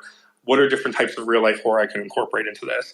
And then it would give me ideas that it's already given me before. And I would tell it that, and it'd be like, oh yeah, you're correct. And I'm like, yeah, I know. Why aren't you correct? Yeah, I think that's kind of where we are. Like it's not smart enough yet to really rely on it, at least like with the GPTs. Definitely. Like my image creation and animations and everything are so separate from my idea creation. And really the only time I ever use that is for like initial framework, because I use a lot of nuance in my storytelling, and it doesn't always remember all those nuances.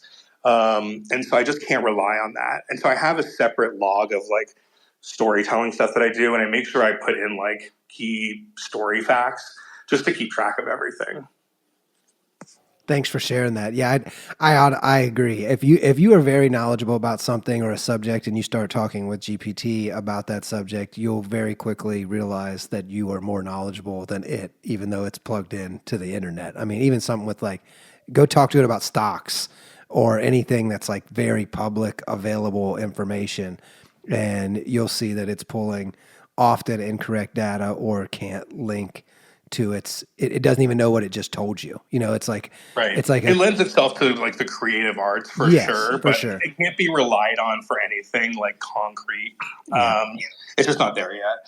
And this conversation again is another one of those that 2 months from now we could be having a totally different conversation, and I do suspect that these will get smarter. I just don't want to rely on it for everything. Like I like to have control. I've seen, some stuff that's getting built now where you can essentially create an entire music video from like one prompt. That doesn't really excite me because I don't have any creative input at that point. Right. And that is not really art at that point. That's just pure like computer generation, whatever. Mm-hmm. So I want to ask you this about your tools, and then I'm going to open it up to some people in the audience to ask some questions. What does it take something to make it into your workflow right now?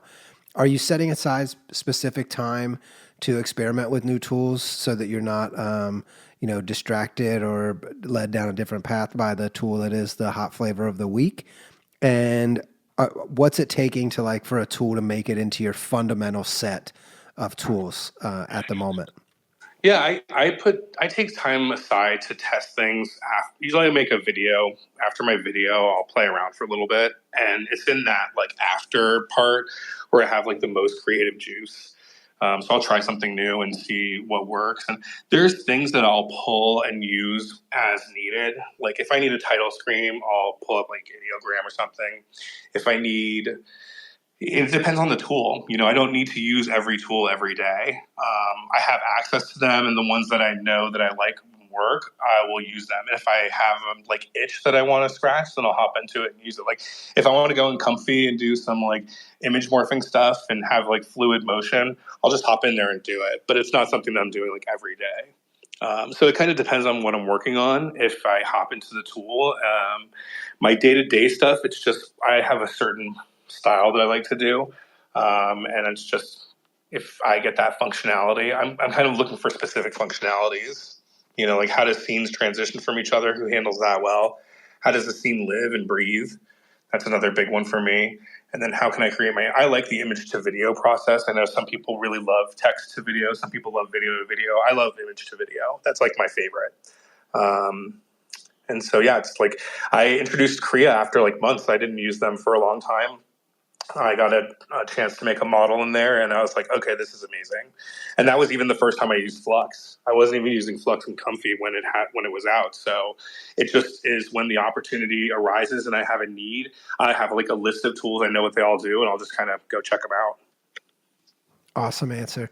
So last question, and then I'm going to open it up to the audience for some. I have a few more on the back burner if nobody else has any. I have a couple more things I want to ask you, but you're so tuned into the space right now. I hate to ask you to share negativity, but I think it's a way that allows us to vocalize some either frustrations and eventually helps us grow. If it's materializes with the right energy, it definitely helps us address things that we don't like about a community. So I would love to know, what are you really resonating with in the AI community right now? What are you loving?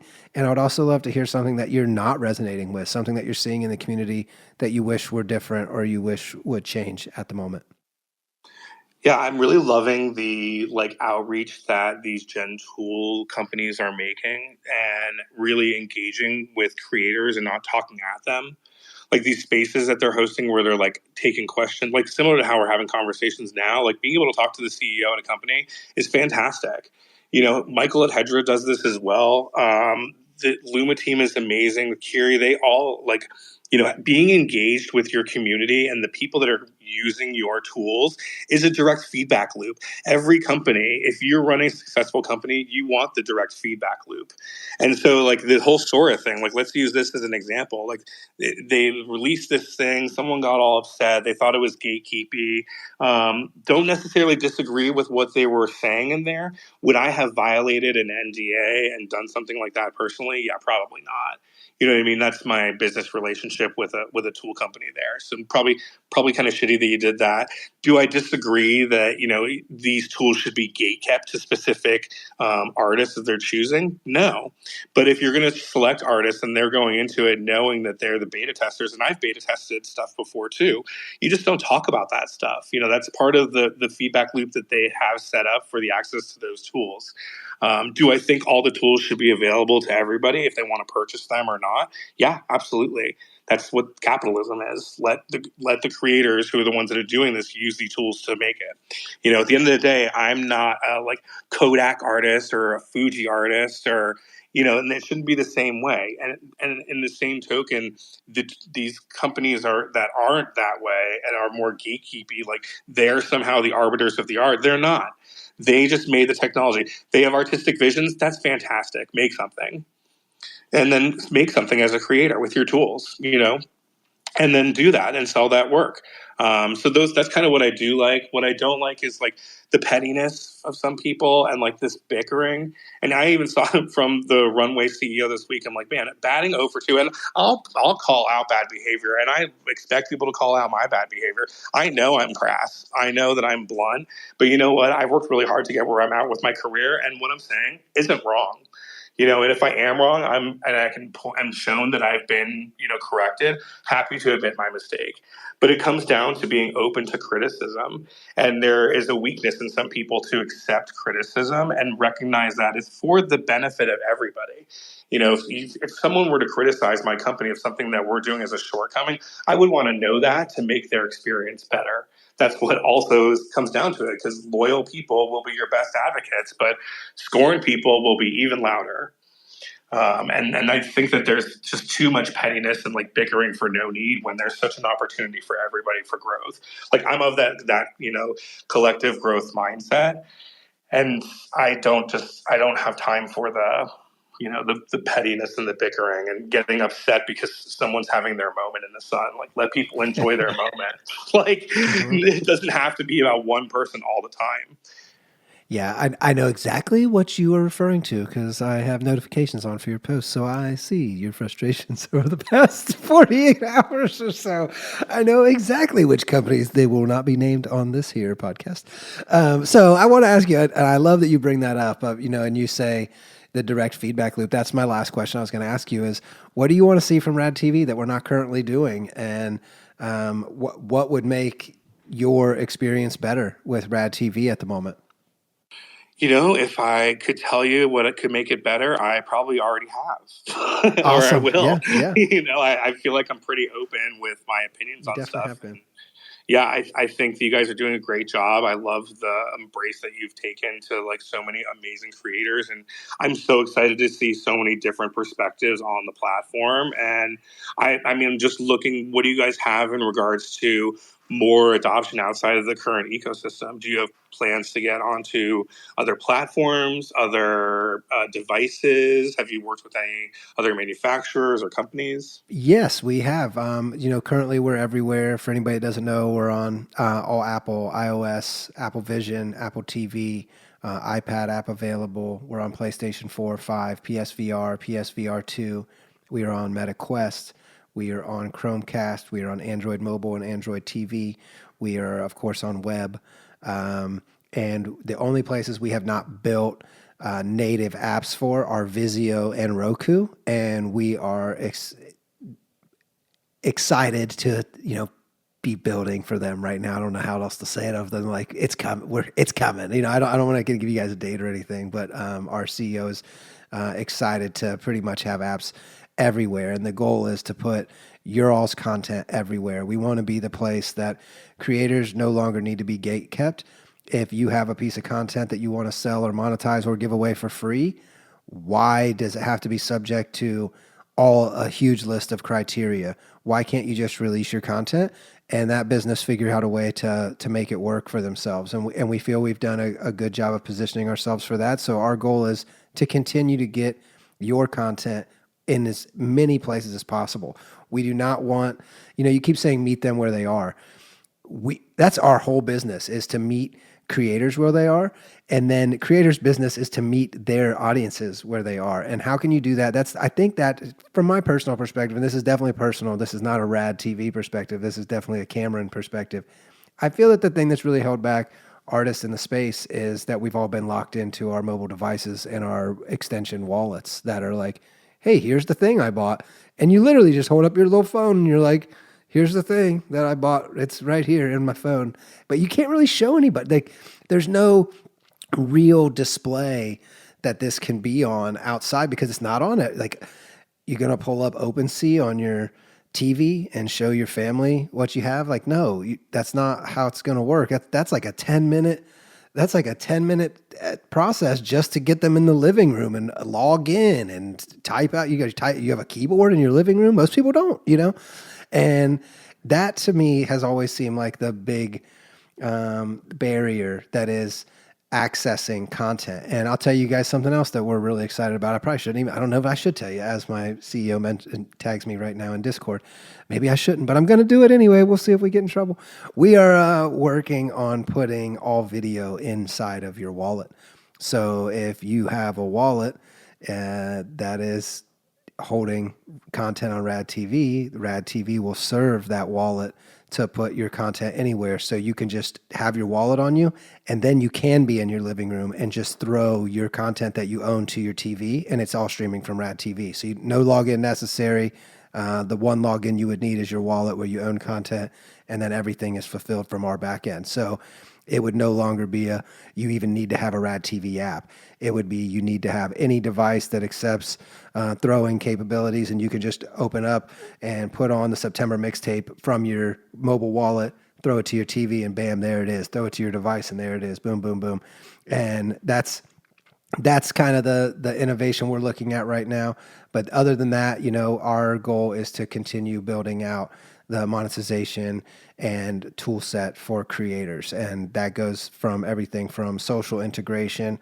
So you guys can one click post your creations to different social platforms, to the, more community-based connections that are following each other, getting lists of followers for each other, and making that information a little more publicly available. So those are the immediates right now. And I just want to say again, thank you so much for your feedback. Thank you so much for your open arm embrace, Blacklight. It was wonderful to see you come in to Rad TV and give us a shot. And your energy has definitely been an absolute blast. It has been an amazing couple weeks, and really appreciate your energy.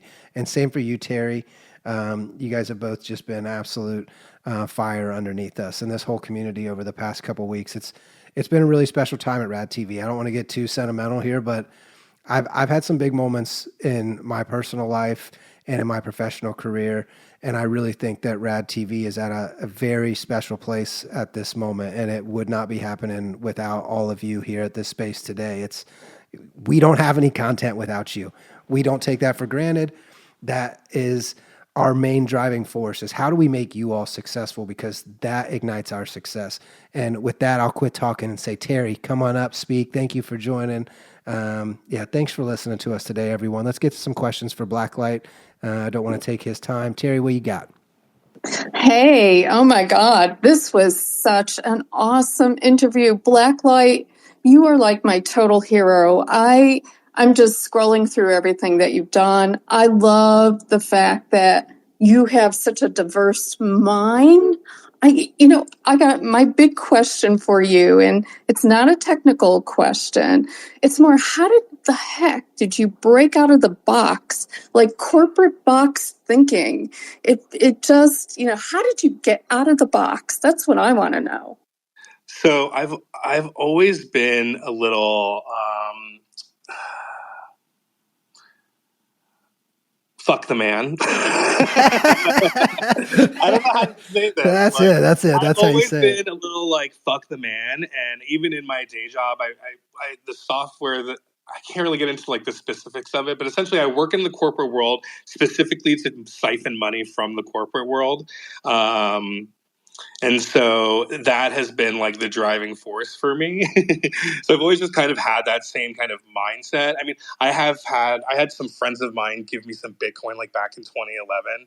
And I always knew that like digital currency was going to be the thing. And I've always had just kind of like a collect and acquire mentality, and have just pushed forward with it. And I have seen the emergence over it. Like when NFTs initially came out, I wasn't like really a big fan. I'm like, okay, cool. So like I could just right click and save this, and technically it's somebody else's and I stole from them. And so like I didn't really ever see like personally the need in that space initially. And then as time has developed and I see how technology has changed and how like these ecosystems have changed and work in that field, like I saw kind of the writing on the wall of like where things were going. And I was like, fuck it, I'm just going to do it. Like I had a lot of people in my regular life who were not fans of me getting into AI because we're fuck the man people. We don't really like want to be like taking away people's jobs and all this stuff. But at the same time, like it's a great time to learn a new skill set. And I missed the .com boom. So I'm hopping on the rocket ship, and I'm old enough now to like know the differences of like when to, as you get older, when to jump, right? And this was one of those moments I didn't really second guess it. I was like, okay, I got to just jump into this because this is what's going to be the thing and it's going to grow from here. And all of these different points are converging at the same time, right? Like streaming is meeting Web3, is meeting AI, in an ecosystem that is direct to consumer. Like there's a very small window here to like get your foot in the door and kind of like push it open. And I'm just glad that we're like all recognizing that collectively and, doing that together. Your brain is fascinating. I just love it. In Rad TV, Cam, I've got to say, you know what? The reason why I chose to come on board was you guys were just so great. You just rolled out the red carpet. You held my hand through some frustrating things and you got me through it. And I just love the platform now that I know how to use it. And I got lists of things that I've got to create for. But you guys have been phenomenal. We love hearing that. Thank you so much for that feedback, and thanks for giving us a shot. It's really a breath of fresh air to hear feedback like that. We've been building for a long time, and as I said earlier in our conversation, we have fought the urge to do influencer marketing because we just kept telling ourselves internally during marketing conversations that when our influencers find us, that's when we win. When people come to us for our product and it resonates with them in the right way, they will champion our product in a way that we could never imagine and never pay for. You couldn't pay for it to resonate in the way that we feel the equal resonance with you all. It just, it feels special, and we're grateful to have you all and be promoting your all's works and look forward to being a part of your journey. And we know we're just a part of it. And we are not the journey or the destination. We are just helping you all get to where you want to go. And we're listening, we're building for you. And thanks so much for sharing that energy with us, Terry. So does anybody else have any questions for Blacklight before we let him get back to his vacation that is going to start or already started, depending on how you see it? Go ahead, may I? And thanks for coming up to speak. Yeah, thanks a lot, Rad TV. I actually just downloaded the Android app. I didn't know that you guys were app available, but just picked it up. Thank you. Awesome. Yeah, and shout out to Blacklight. This is an incredible space, by the way. There's a lot more brain power in here than I was expecting, but Blacklight's that dude, and he's always been very kind to me and super nice, rad to put it in better words. But earlier, you guys covered two different points that I'd like to expand on in terms of like the copyright aspect. As a hip hop MC, there's this, and as a producer as well, there's the art of sampling music, other people's music, that tends to come up a lot even today in terms of like a copyright discussion and stuff like that, and legalities and litigation and whatnot. When people approach me and ask me, is sampling the thing to do? Because it's a bit weird with hip hop because I don't know of any other sector of creativity or business or business acumen where you're allowed to take somebody's thing or their art or their the product that they create, and you can take it and take a portion of it or a minute piece of it and dress it with your thing, and then you could still call it yours and that be accepted ethically. Hip hop's just like that. So when people ask me if that's the thing to do, if it's okay because they respect it as an art form, taking other people's art in the music field and sampling it and turning it into something your own is accepted in music. I tell people that ask me in terms of legalities and whatnot, I tell them, go ahead, like sample that shit. Take somebody's thing, whether it be 4 seconds or, how minute or, that process is for them. I tell them to take it because in the end, you're probably low-lying fruit. And, if somebody really wants to come for you, they're going to have to prove a paper trail that's worth them bringing up litigation against you, so if you're worried about people coming after you for the copyright's sake, in that respect, I tell them just go for it, fuck around and find out. You're probably not going to have anybody come after you. If you're Jay-Z and Kanye West and you sample a Otis Redding track on their Watch the Throne record, well, Otis Redding, I guess he's got resources and lawyers that, they paid Kanye and Jay-Z a visit when they were touring the Watch the Throne record that they did together, the first one. And Otis Redding met him at the United Center in Chicago when they were performing. After the show was over, his team, his management, and his lawyers all had a sit down with Kanye and Jay-Z's people, and he walked out of there with a bag because they didn't even bother to get sample clearance or any mechanical license clearance for sampling a particular song that they did. And it's a song called Otis. If anybody's familiar with that, yeah, he went to see what's up with my money, So, yeah, and he walked away with a big bag. They all discussed this. Otis Redding discussed this in a video interview, and Kanye and Jay-Z had discussed it on a Sway interview. But the other thing too is about the tech. When I think of like documentaries or a short film documentary about the making of South Park, the guys that create South Park, they have a documentary they put out in 2011 called 6 Days to Air, the making of South Park. It basically covers the genesis of like how when they first started creating episodes and how long it would take months to then weeks to then a week or two to then, they got it to where they can make an episode in 6 days flat per episode. They're literally turning in the final master tape to the satellite trucks right before it's about to air in some cases, but they're knocking them out that fast. And they discussed something specifically was that the kind of systems that they used to use in the beginning of, them creating their show, were like $30,000 breakout boxes that were customized specifically for them. The software, all the guts and everything in these computer systems was all custom for them. And that makes me think about how Linkin Park, before they reemerged as a new band with new members in their band recently, they had put out some unreleased music for their 20-year Meteora box set thing that they put out. And they put out a couple AI-driven music videos that were like recursive Zoom style or flipbook style music videos. And they did them through Kyber. And Mike Shinoda and their bass player Phoenix had a sit-down interview with some of the makers and the creators of Kyber.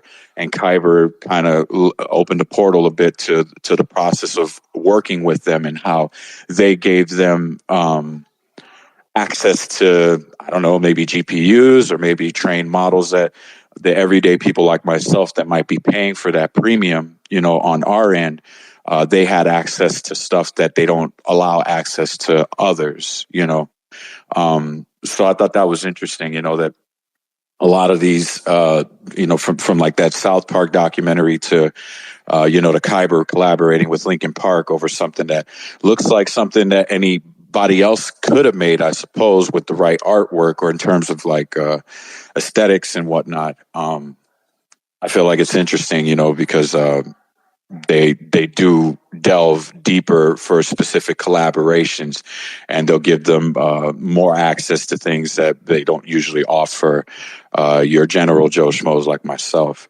But yeah, those were the two things that I wanted to cover. Blacklight.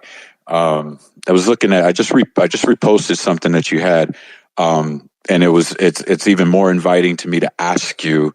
I would love to collaborate with you in some way. I'm more like a noob in terms of like AI, in terms of like putting out content. I have a lot more works in imagery and video and in the music space of AI than I actually put out, because I feel like, and I'll just admit this. I know a lot of people struggle with this. I'll probably just be one of the few to admit that I don't always feel like the stuff that I've created is worth putting out there, because I always feel like my stuff doesn't have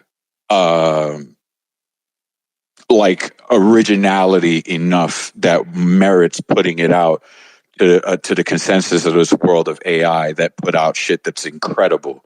I don't try to size myself up to other people's creatives, and just because I don't share on social media doesn't mean I don't share socially. I have a world of a multimedia and a mixed media collective, a hip hop fellowship, and I share that with them, like my immediate surroundings, like my friends and stuff. And I'm trying to gauge the temperature of like how this stuff lands on them, people that aren't active in the AI space, and just kind of getting their reactions and their ideas or their retorts or whatever towards the stuff that I create. But I don't need to collaborate with people for sake of building myself up, or because somebody is highly revered, because Blacklight is highly revered in this space. Just like a lot of these people that are in this space right now are heavy hitters. To me, they're heavy hitters because they're persons people, right? They're people. And all of these people have been very, very respectful to me. So I have a high level of reverence for a lot of these people that I've engaged or interacted with here on Spaces. But you have this piece that I reposted called Liminal, and it echoed even harder to like a collaboration potential, because I'm actually working on a lo-fi project called Liminal, and it's actually like a project that I want to do as a hip hop MC, because most lo-fi music doesn't have vocals or lyrics to them. And I'm collaborating with a vocalist as well, an actual singer and a songwriter, to kind of mix it up a bit in terms of, music layout and composition or whatever. But kind of felt like when I saw that, I was like, man, it seems like there's something here. What I'm trying to figure out is, how could I collab with someone like Blacklight where I could leverage what I do in terms of filmmaking? I just finished full-time filmmaker with Parker Walbeck. I did 4 years of that at a local workshop here in Valparaiso, Indiana. I live in Gary, Indiana. But I did that for 4 years as a filmmaker. We're getting back to creating behind the scenes content as a hip hop fellowship, and kind of showing the process of being a hip hop fellowship, whether we're writing, composing music, photo shoot, a video shoot that I'm curating myself. Trying to figure out how to leverage the things that I'm good at the most, and put that into the world of AI, whichever of my skill sets that I can do that, and to do that in a collaborative stance. I feel like I have a lot of commonality with you, and I'd be interested in figuring out how to curate something that nobody, for one, would expect from either of us, but something that feels fresh and original. You know what I mean? I'm totally down. I'm always down to collaborate. So we could DM and chat about it. But I'm a big fan of building publicly. Like, build in public. It's fine. You know what I mean? Like, show people what you're working on. Build a project around what you're doing. Share what you're doing. There's nothing wrong with showing that process, because there's always more to a story, right? And if we think about the way that social interactions happen, there's book clubs, people talk and conceptualize and use books as jumping off points, same as movies. Movies are used in the context of society and engage conversation in new ways to things that talk about, or should be at least used to be that way. So all media has an opportunity to be a jumping off point for new ideas and new conversations and new communities. So I'm totally down, man. And I would say just build in public. There's no race here. There's nobody who's in competition. Like, everyone puts out something different. Just because the tools are all the same, I don't think I've seen very many people doing the exact same stuff. Everyone uses them in a different way.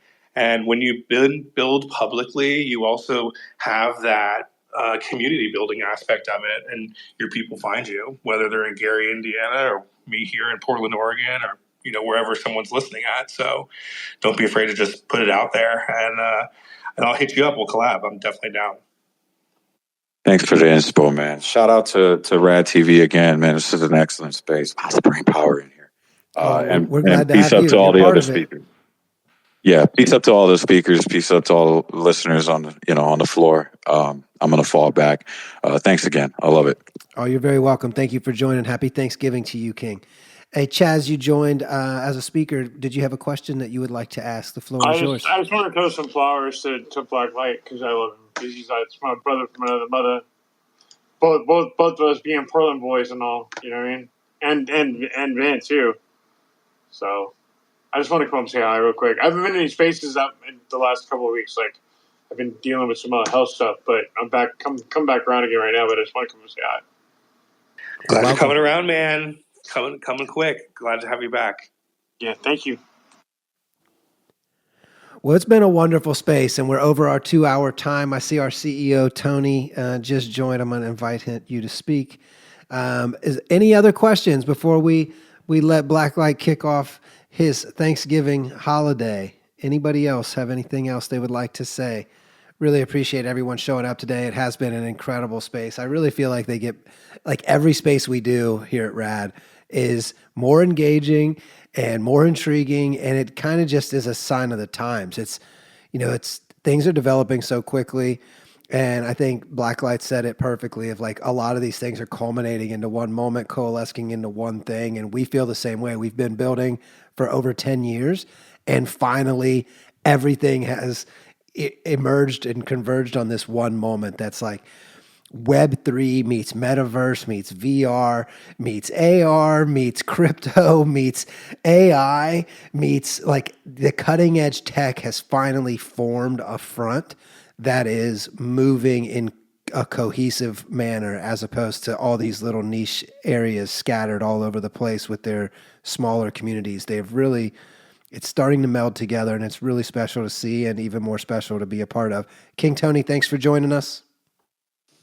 Oh, hey, I was locked in and came in a bit late. I know you were. Yeah, no, I mean, I agree with all of that sentiment. And, we are very excited. Cam and I were talking this morning. We're about to go on a buying spree for a bunch of stuff this week. So we're just seeing a ton of amazing work come through, and we are very excited. So, yeah. Yep. Thank you all for being here. No other questions for Blacklight. We're going to let him get back to his vacation. It's starting, my king. You made it. The work week is over.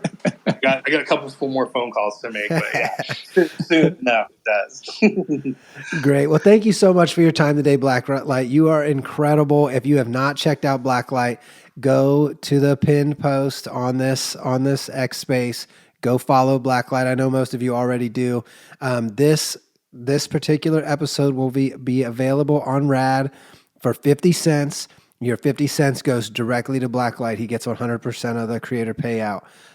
So it's not split with us or anything. It just goes right into his wallet, and you'll be able to get access to that. I'll probably have it ready to go today. So do my best to get that up and ready so you all can come in and check it out. And I'll say again, if you're looking to support some creatives in a way that is new and really direct, visit radtv.com, have some ETH in your wallet, and pick up some things on base. The fees are super low. There's a lot of awesome pieces available from many of the artists here in this space, and I'm sure over the coming days there will be a lot more made available. And remember, anybody who picks up your work from Rad TV can display that artwork and view that artwork on every device, not just a mobile device.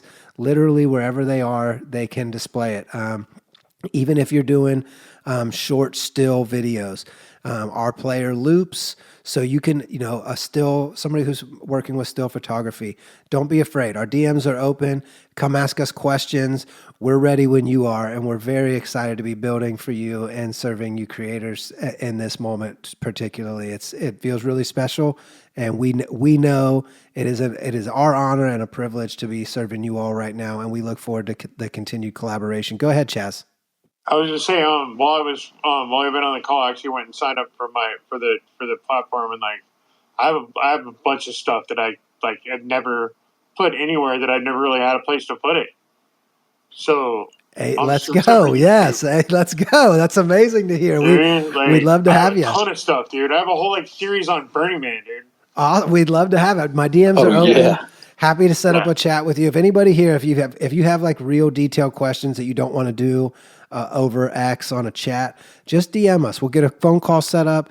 We are wide open. Like I say, we're truly building for you. We're going to be doing a lot more spaces, and we really look forward to answering and asking the hard questions of what it is you all want, what it is you're looking for, and what we can do better to serve you. So anything you guys see throughout the process, don't hesitate to share the feedback with us. Our Discord is wide open, tons of great creators and very smart people in our Discord that are doing like cutting edge of all tech. I mean, it's, people that are into VR, people that are into AI, people that are making all different types of films, from traditional Hollywood to making full documentaries with nothing but AI today. And they're there, they're ready to chat. So join us, links in bio. Go check out Blacklight. Follow Blacklight here, follow Blacklight on Rad TV, and just keep on creating, everyone. I do not get in your own way of creating. Don't wait on permission. Just go make the thing that you're inspired to make and share it with the world. Don't be afraid. Take the step. And that's it. I hope you all have a wonderful Thanksgiving. Again, Blacklight, thank you so much. Terry, thank you for showing up. Frisky, Bijou, Chaz, Tony, thanks for stopping in. Benny, Mars, Demon AI. Who else we got here? Level Up, thank you. May I, thanks for the great questions and chiming in. And I saw we've gained a bunch of followers during this. We'll be following you all back. Don't mark our DMs as spam. It's always just me. You can find me, Cameron. I'm head of community at Rad. Always available in DMs, both on X and in Discord. My DMs are open in both places. DM anything. If we need to have a call, we'll get one scheduled. And that's it. Thank you all for being here. Incredible space. I'm so inspired right now. I'm like fired up, and then I'm about to hit stop record. I can't believe it. That's the way to do it. Thanks so much for having me. Yeah, thank you, King. Thank you. Yeah, Cam, appreciate you guys. Anything else that you would like to add, Blacklight, before we leave? Where can people find your work? What do you want to plug? What's next for you? And we'll get it wrapped up. Yeah, you'll see me everywhere. I'm just going to be everywhere. So thanks so much for and gobble gobble. Have a great Thanksgiving from here in the States. Gobble gobble. We'll end with that. Have a great day, everyone. We'll talk to you soon. Thanks for tuning in. See ya. It's a brand new day. Rad TV's here, leading the way. Creators getting paid from day one. Monetize your content. Let's have some fun. Web3 vibes, we're on the chain, decentralized, breaking the reins, multi-chain support, we're spreading the love. Rad TV's taking content above and beyond. Rad TV, oh, we're breaking free, where creators thrive, you can see from day one, getting paid. Join the fun, monetize on chain. Rad TV, it's all you need. Web3 power, we're in the lead. Stream pass, NFT premium unlocked. Rad TV, we're never gonna stop. Apps on your phone, smart TVs too, on PlayStations and VR too. AI creators join the scene, generating content, living the dream. Rad TV, oh, we're breaking free, where creators thrive, and you can see from day one, getting paid. Join the fun, monetize on chain. Rad TV, it's all you need. Web3 power, we're in the lead. Stream pass, NFT premium unlocked. Rad TV, we're never gonna stop. We're never gonna stop.